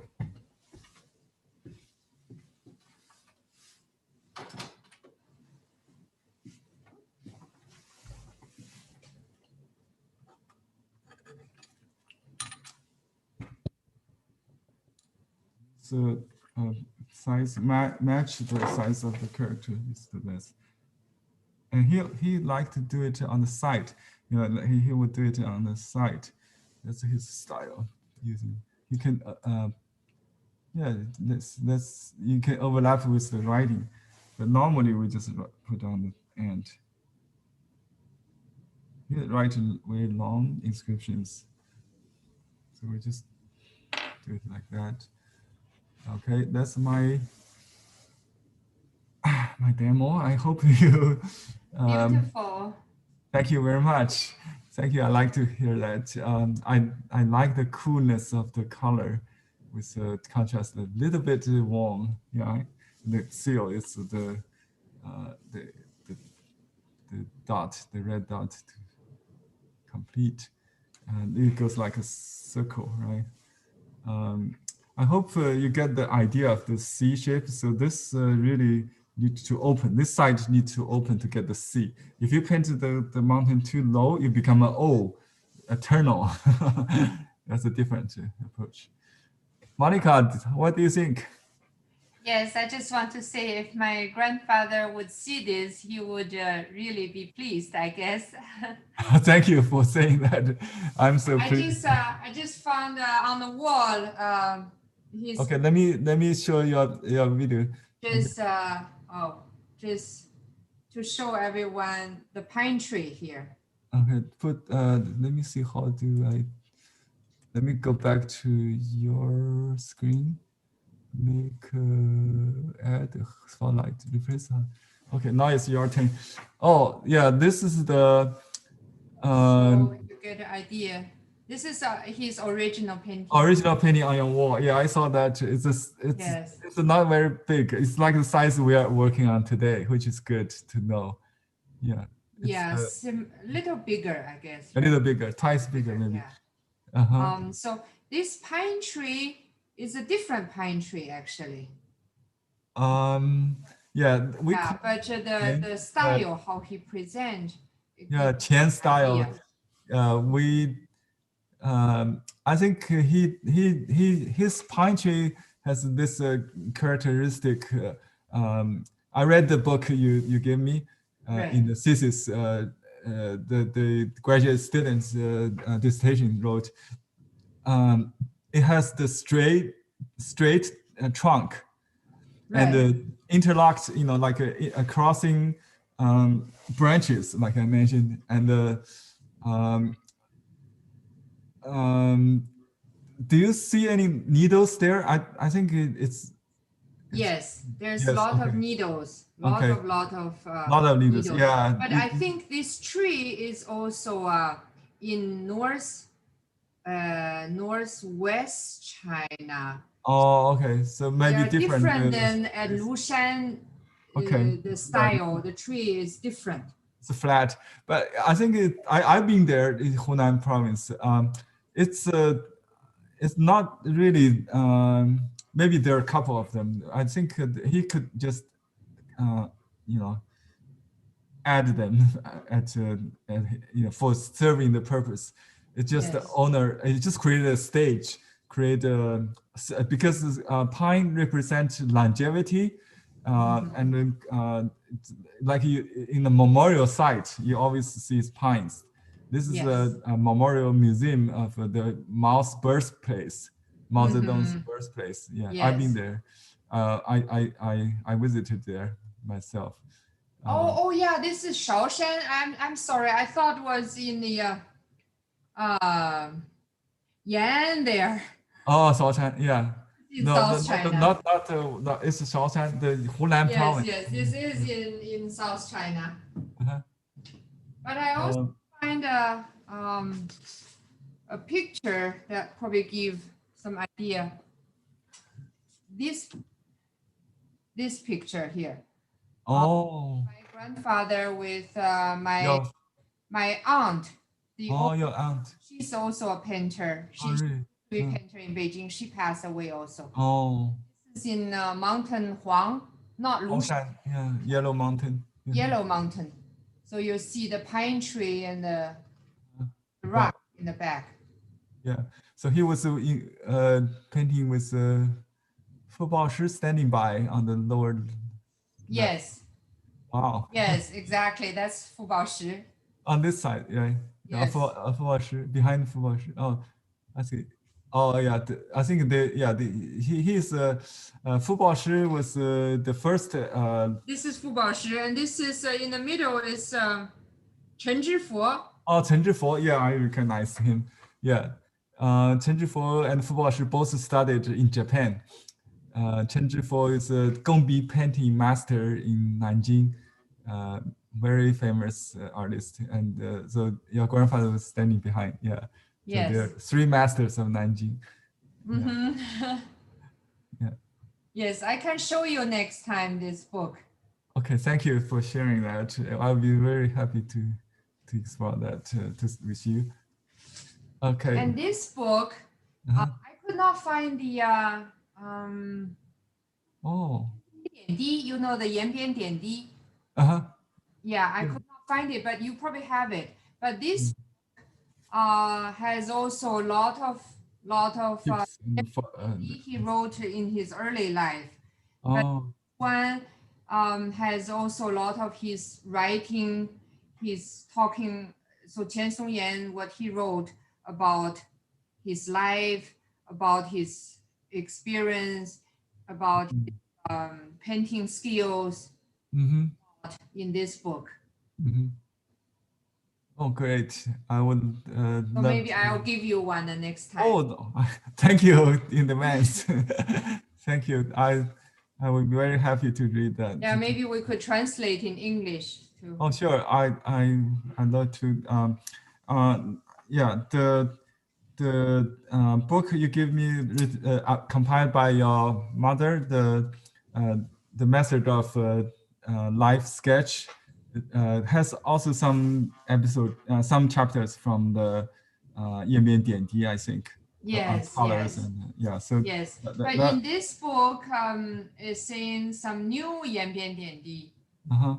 that what he later wrote. Oh, okay, that would be To very, 延边点 very 滴 valuable. Yes, in this book, I think was published a couple years ago. Oh, that's brand new. I didn't. Written by Qian didn't Songyan. know this title before. Yeah, that's good to know. Mhm.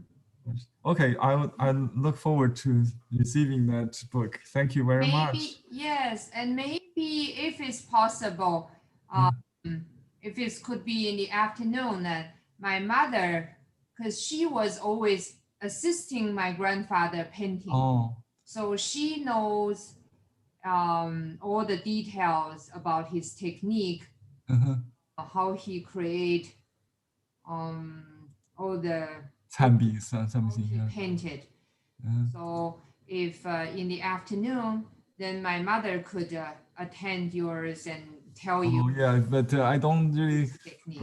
want to labor her because she's 80 years old, huh? But she uses a Yes, computer my herself. mother still, yeah, she's still active. Uh-huh. She lives in a senior. Senior- She's uh-huh. still very active. She's Okay. still helping. Yeah, if people. someone can help her, maybe yeah, we can make some interview. Oh yeah, just because right now my sister is visiting her, so Oh, okay. she assist Yeah, her maybe we on can Zoom. make They can uh-huh. get into Zoom in China. Oh, okay, Can really? tell you all the Okay. technique. 'Cause That's good she to know. self draw also painting. Uh-huh. Yeah, she's a painter herself. Yes, so she can tell you everything. Uh-huh. She was assisting him painting and going with. Yeah, speaking of that, maybe we Last can few view this years. video together, so you can also watch the. Did you watch that video? The link I gave you. I found this online. It's English narrated. Very very good document. It's just only 10 minutes. Maybe we can let me just add to this recording so people can, because this is not available in YouTube. We can only play this but we can play this here. So I'm going to share the screen now. Okay, hold on. It's in English, so I'll just use the original sound. See if then we will talk about it if you need it. Okay. Artist of Chinese ink painting.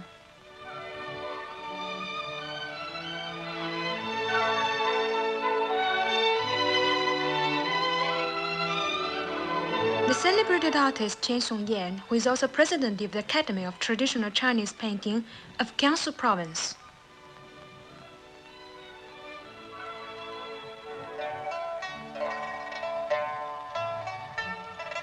Qian Songyan is 79 years old. It is painting with a Chinese brush for over 60 years. Although advanced in age, his works retain the spring and power of the art.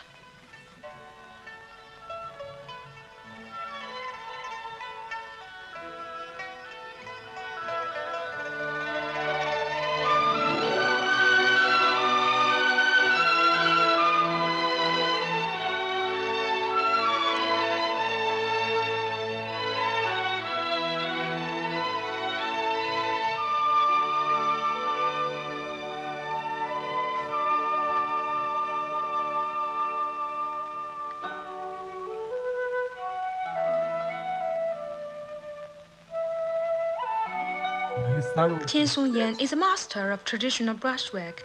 His penchant for new techniques gives his works an originality unmatched by his contemporaries.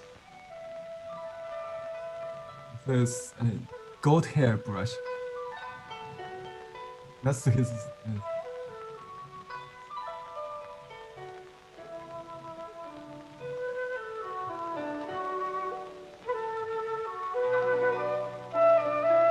He has painted more than 1,000 Chinese inks since 1949, which come in 6 volumes. His works have been exhibited in Peking, Tianjin, and Nanking, as well as in 10 countries in Asia, Europe, and the Americas.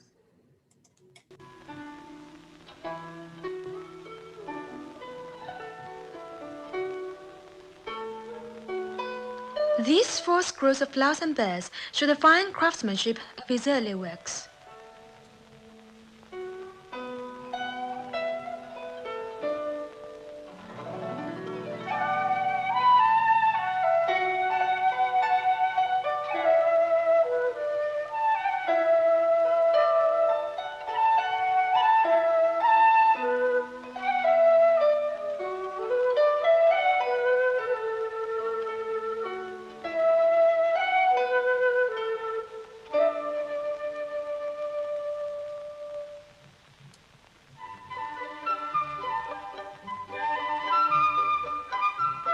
As one of the early proponents who introduced real life to traditional Chinese painting, his works respond to the life and struggle of the laboring people and passate with the march of the times.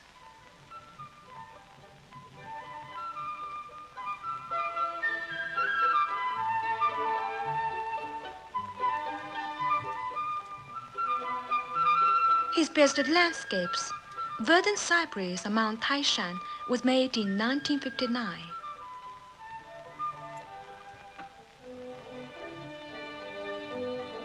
The Huangshan Mountains.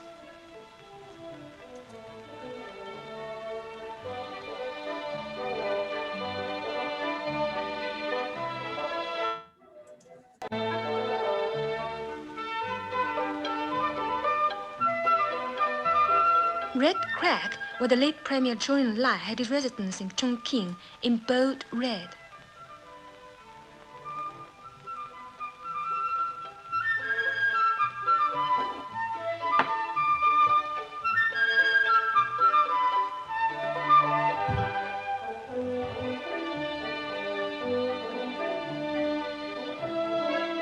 This painting is titled "The Fragrance of Ripening Rice Fills the Lower Yante Valley."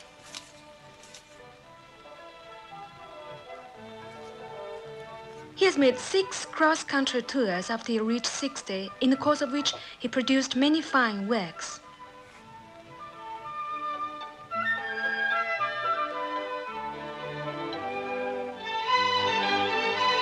Miyi Reservoir lies in the northern suburb of Peking at the foot of the Great Wall.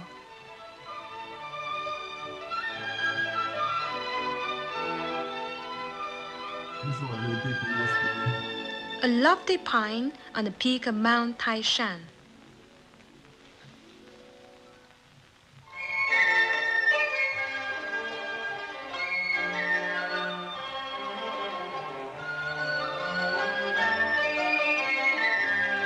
The Huangyang Pass in the Jinggangshan Mountains, where the Chinese Red Army won a major battle against the Kuomintang troops in 1928.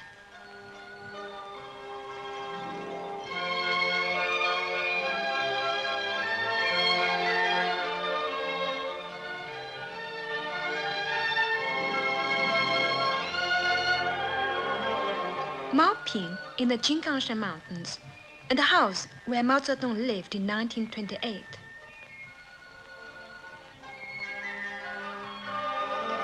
Xipaipo, the seat of the Party Central Committee from May 1948 to March 1949.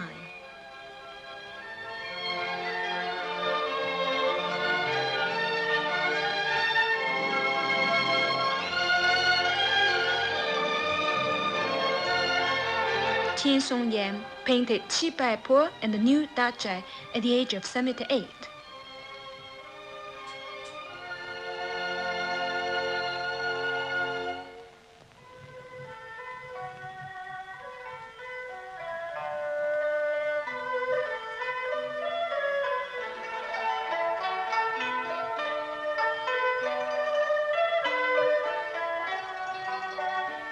of his time is devoted to summing up his rich experience in Chinese ink painting.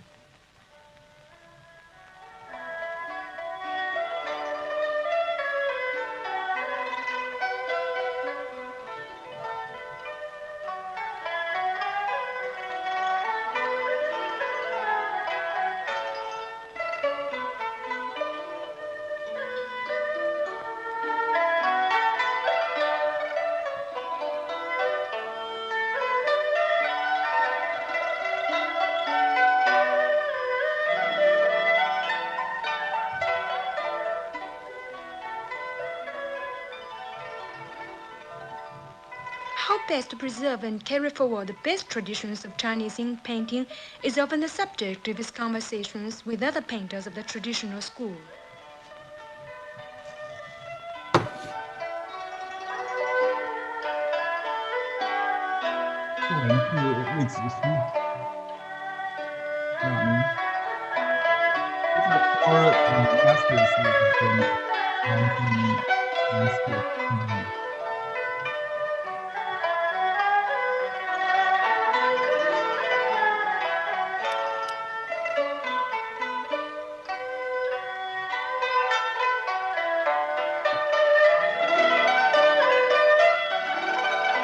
Amateur painters flock to hear his lectures.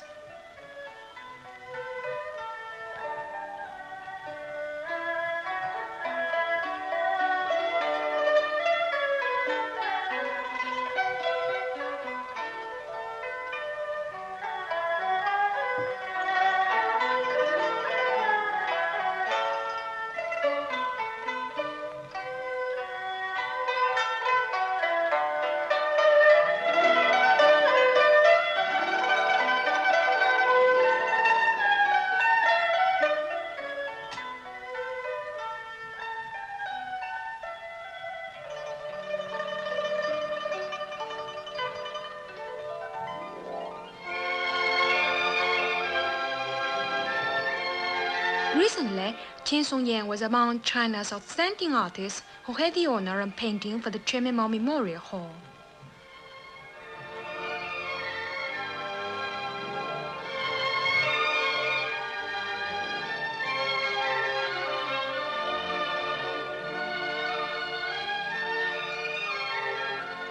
His Date Garden, the place where Qian Mao lived in Yan'an from 1943 to 1945, chosen from a dozen sketches and completed after he heard suggestions from many quarters, is one of his best and latest masterpieces.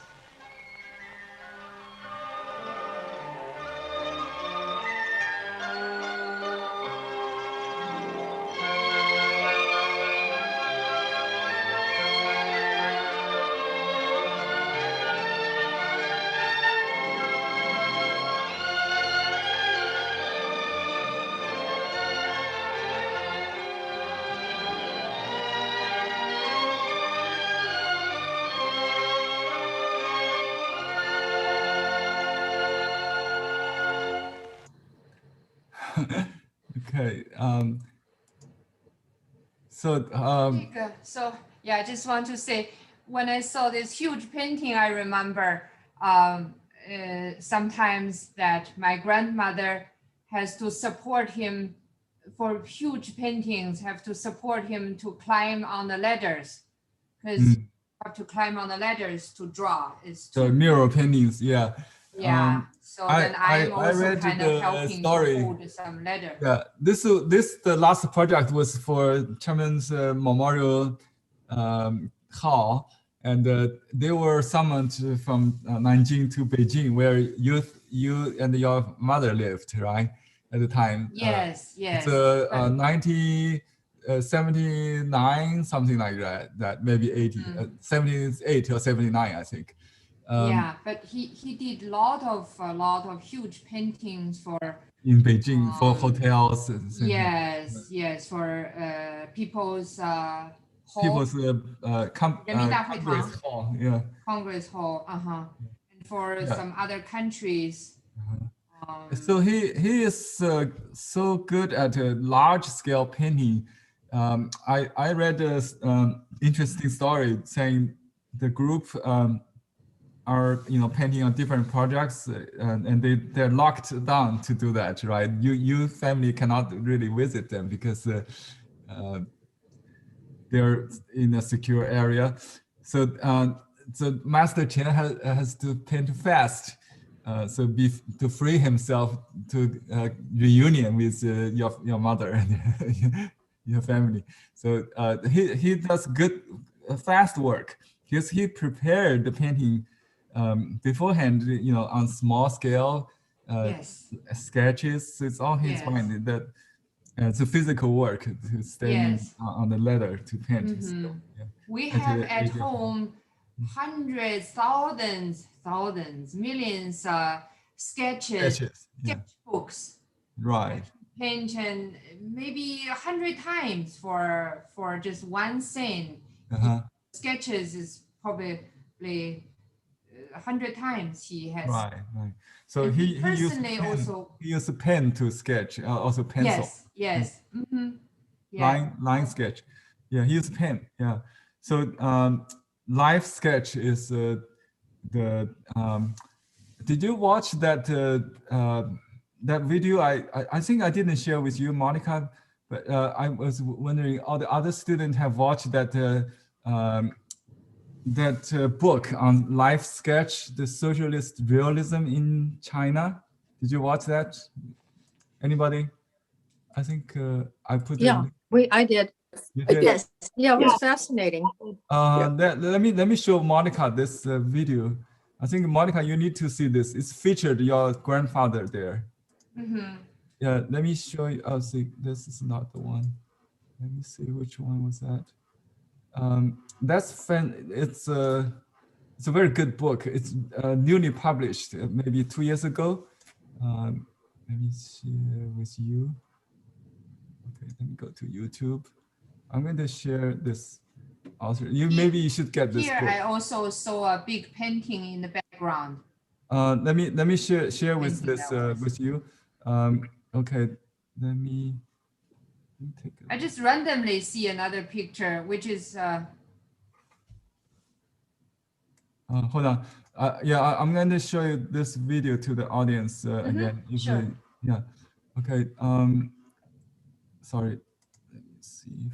Screen sharing. Okay, YouTube. I'm gonna play this one. Oops, let me take that off. My name is Christine Iho, and I teach art history at the University of Massachusetts Amherst. And I am also the author of this book. In this talk, I'll introduce major issues that shaped the fine arts in 1950s and 1960s China. I'll also explain different ways for thinking about the critical questions of socialist art and its significance to modern Chinese art.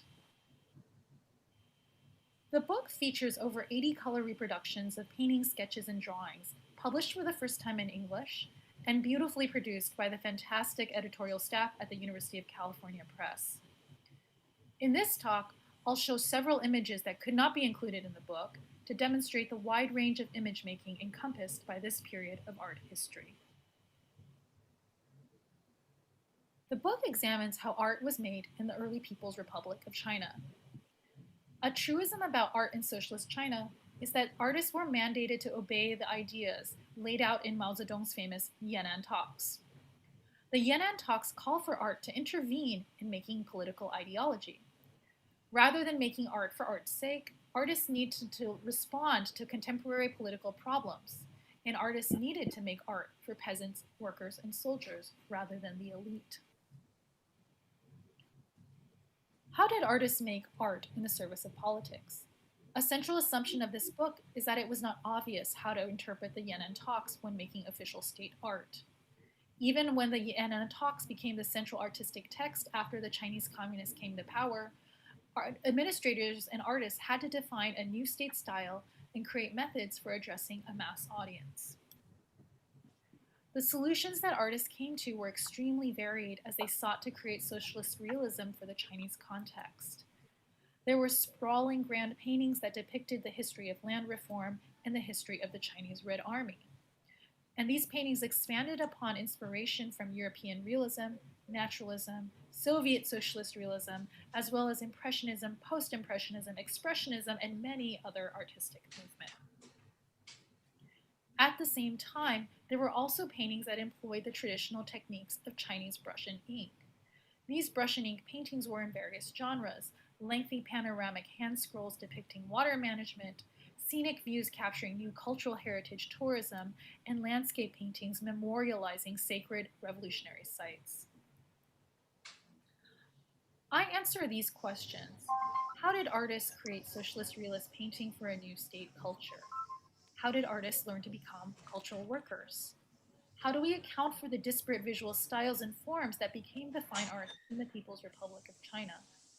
And what conflicts, challenges, and visions were expressed by this experimentation with style and form? Going into life was the central unifying artistic practice of this period. Going into life entailed artists witnessing the lives of peasants, soldiers, and workers to render their experiences visible and representable. The way that artists recorded their contact with life was through the act of mass sketching. The method of socialist realism was mass sketching. This book describes why and how the act of sketching became revolutionary.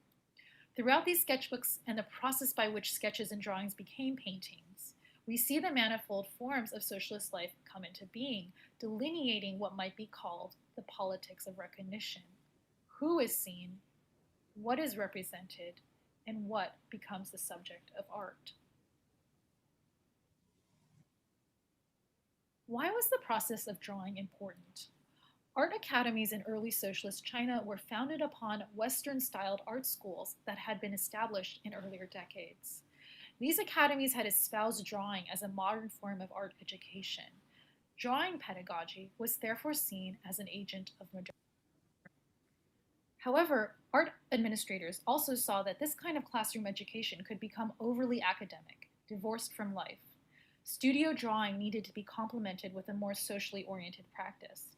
As part of what was known as mass line campaigns, or open-door education, art academy students and teachers would periodically travel to a local village to eat, sleep, work, and create alongside peasants.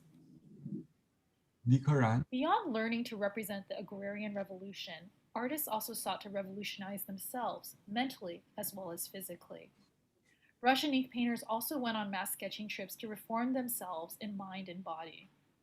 They then confronted one of the major challenges of this period, incorporating cultural heritage and elite traditions into revolutionary culture. Through mass sketching, they sought to create new brush languages to create a national form of socialist realism. From this rich and complex matrix of artistic practices, the modern art academy, social praxis among rural communities, and negotiation of cultural traditions, new genres of state art emerged, ones that can still be seen today. Construction landscapes of the technological sublime, what was known as military affairs painting,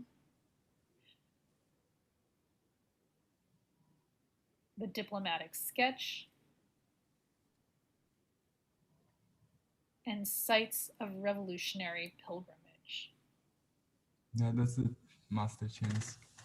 It's simplistic to call these works mere propaganda. Instead, to understand the complexity of these pictures, it's critical to acknowledge how these genres sought to create revolutionary modes of experience.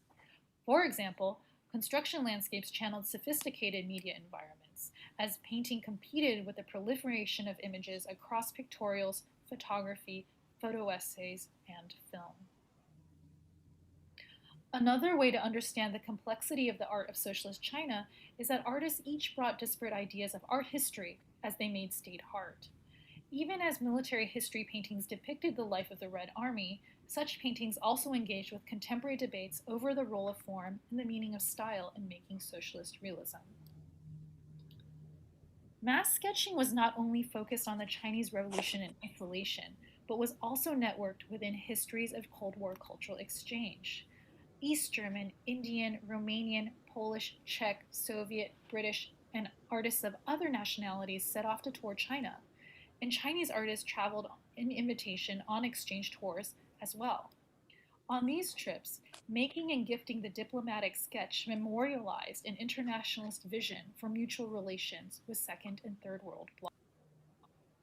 Finally, through mass sketching, groups of artists visited revolutionary pilgrimage sites, such as Red Crag. To depict Socialist China's new cultural geography, they each produced their own versions of these landmarks, competing with each other to innovate new approaches that would be commended, reproduced, and ultimately become iconic. What does mass sketching reveal about the nature of making socialist realist art in high socialist China? First, artists were not mere agents of the state. Artists sought to reconcile personal convictions with state ambitions. Second, making with socialist realism was a complex and negotiated process. Socialist realism in China drew upon myriad visual references, art histories, media environments, international relationships, aesthetic debates, and political pressures. It required continual, unceasing experimentation to realize the politics of recognition that was its goal. And above all, the making of state painting was a critical and important episode in struggling to find another path for modern art, in making Chinese art modern. I hope this gives you a preview of what's in Drawing from Life. Thanks for watching, and I hope you'll find a copy in your local library. Okay. Oh, it's kind of late, but everybody's still hanging around. Thank you for that. Did I stop sharing? Maybe. I think my computer just frozen. Yeah, we still see you, Henry. Oh, okay. You're looking at me, right? And okay. I'm still sharing the screen, or did I stop sharing? Me. Okay. Let me see. Oh, okay. Monica, did you know that I was socialist realism painter when I was only 14 years old? And my first painting was after your grandfather's style. I painted the Yante River Bridge. I want to maybe show you a picture of that. Yeah, he participated in this long trip, 23000里 long trip tour around China to draw paintings when he was in the 70 years old, which was very tough. But during the trip, he did see a lot of different scenery and create a lot of paintings through the trip. Social, it's got social. In a high age. Yeah, I'm when I was a teenager, I started painting. The first project I did was the bridge in my hometown. It was the longest bridge in the world, they said. So they are very proud of it. It's like the symbol of modernization. Socialist realism.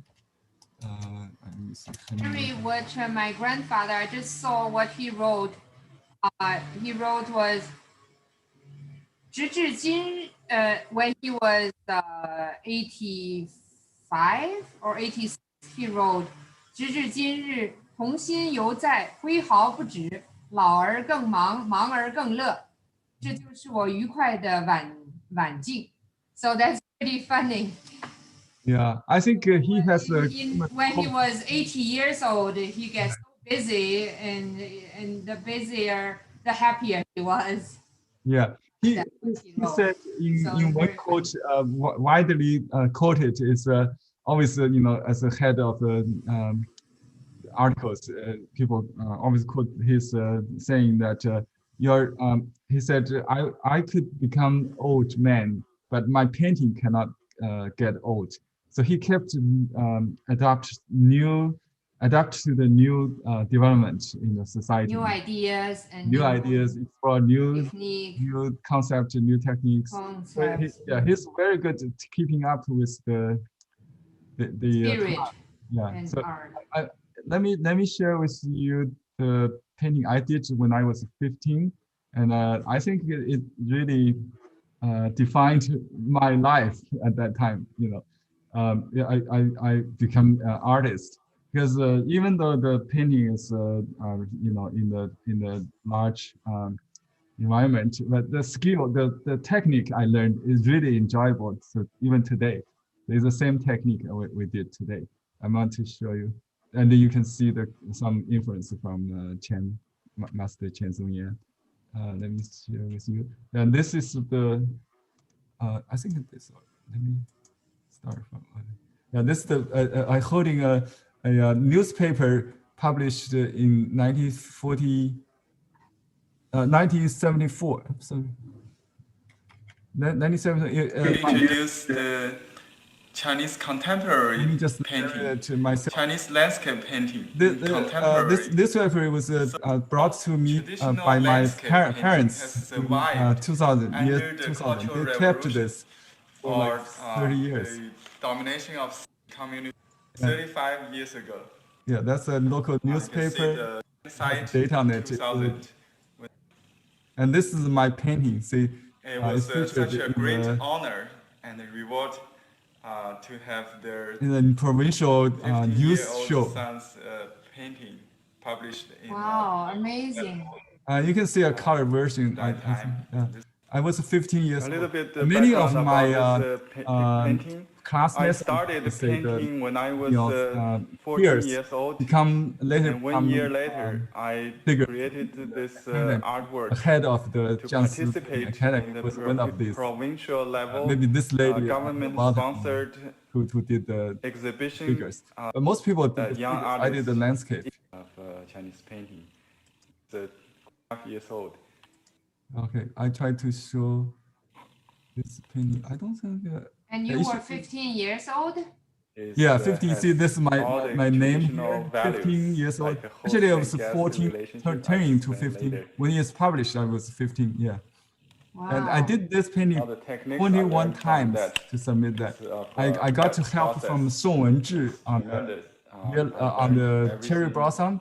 I got help from Wang Shenyao, he's the assistant professor of football on the mountain. 28th version. And I got inspired with the perspective of your Here are some old pictures I like to share. Yes, especially the bridge. It looks very familiar. Yeah. He used bird's eye view. That's my. And this picture is showing. I was visiting that bridge. During I'm in Nanjing Yante River Bridge. Draw those details. And this one, of you who are not familiar with the Chinese social realism, this typical social realism example. Poster. The Yante River Bridge people using opening ceremony. Artistic approach, like see, oil. Also, like a the red flags, all that in the Cultural Revolution. I think. The largest I have some. Maybe I would include from the cultural masters of Yante River Bridge. Oh, that's some contemporary Chinese landscape. I cannot tell. It look like depicting the Yante River Bridge. I think this is one of his painting background. One of Qian's. And the other, here are another two could be, examples of social realism art. On the left is the Yangtze River Bridge, and on the right is the harbor of Nanjing. In my first landscape painting, the influence of social realism in my first landscape painting when I was only 15 years old. In 1974, when I was a 15-year-old high school student, I did this painting. It was selected by the Provincial Children and the Youth Exhibition, the annual exhibition.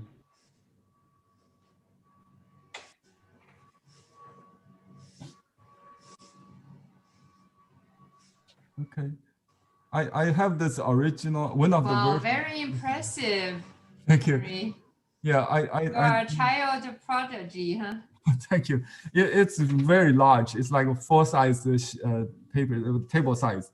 And every time they give me 3 days to reproduce one, just like your grandfather, they use it as a gift of the school to give to foreign tourists, because our school is open to foreign tourists, or like those visitors. So they use it as a gift. So it was I did many times after the public the exhibition as well. So they give me 3 days off from the class to do it every time they need that. That was a very good experience in my painting skill. I learned perspective from day one. Yeah.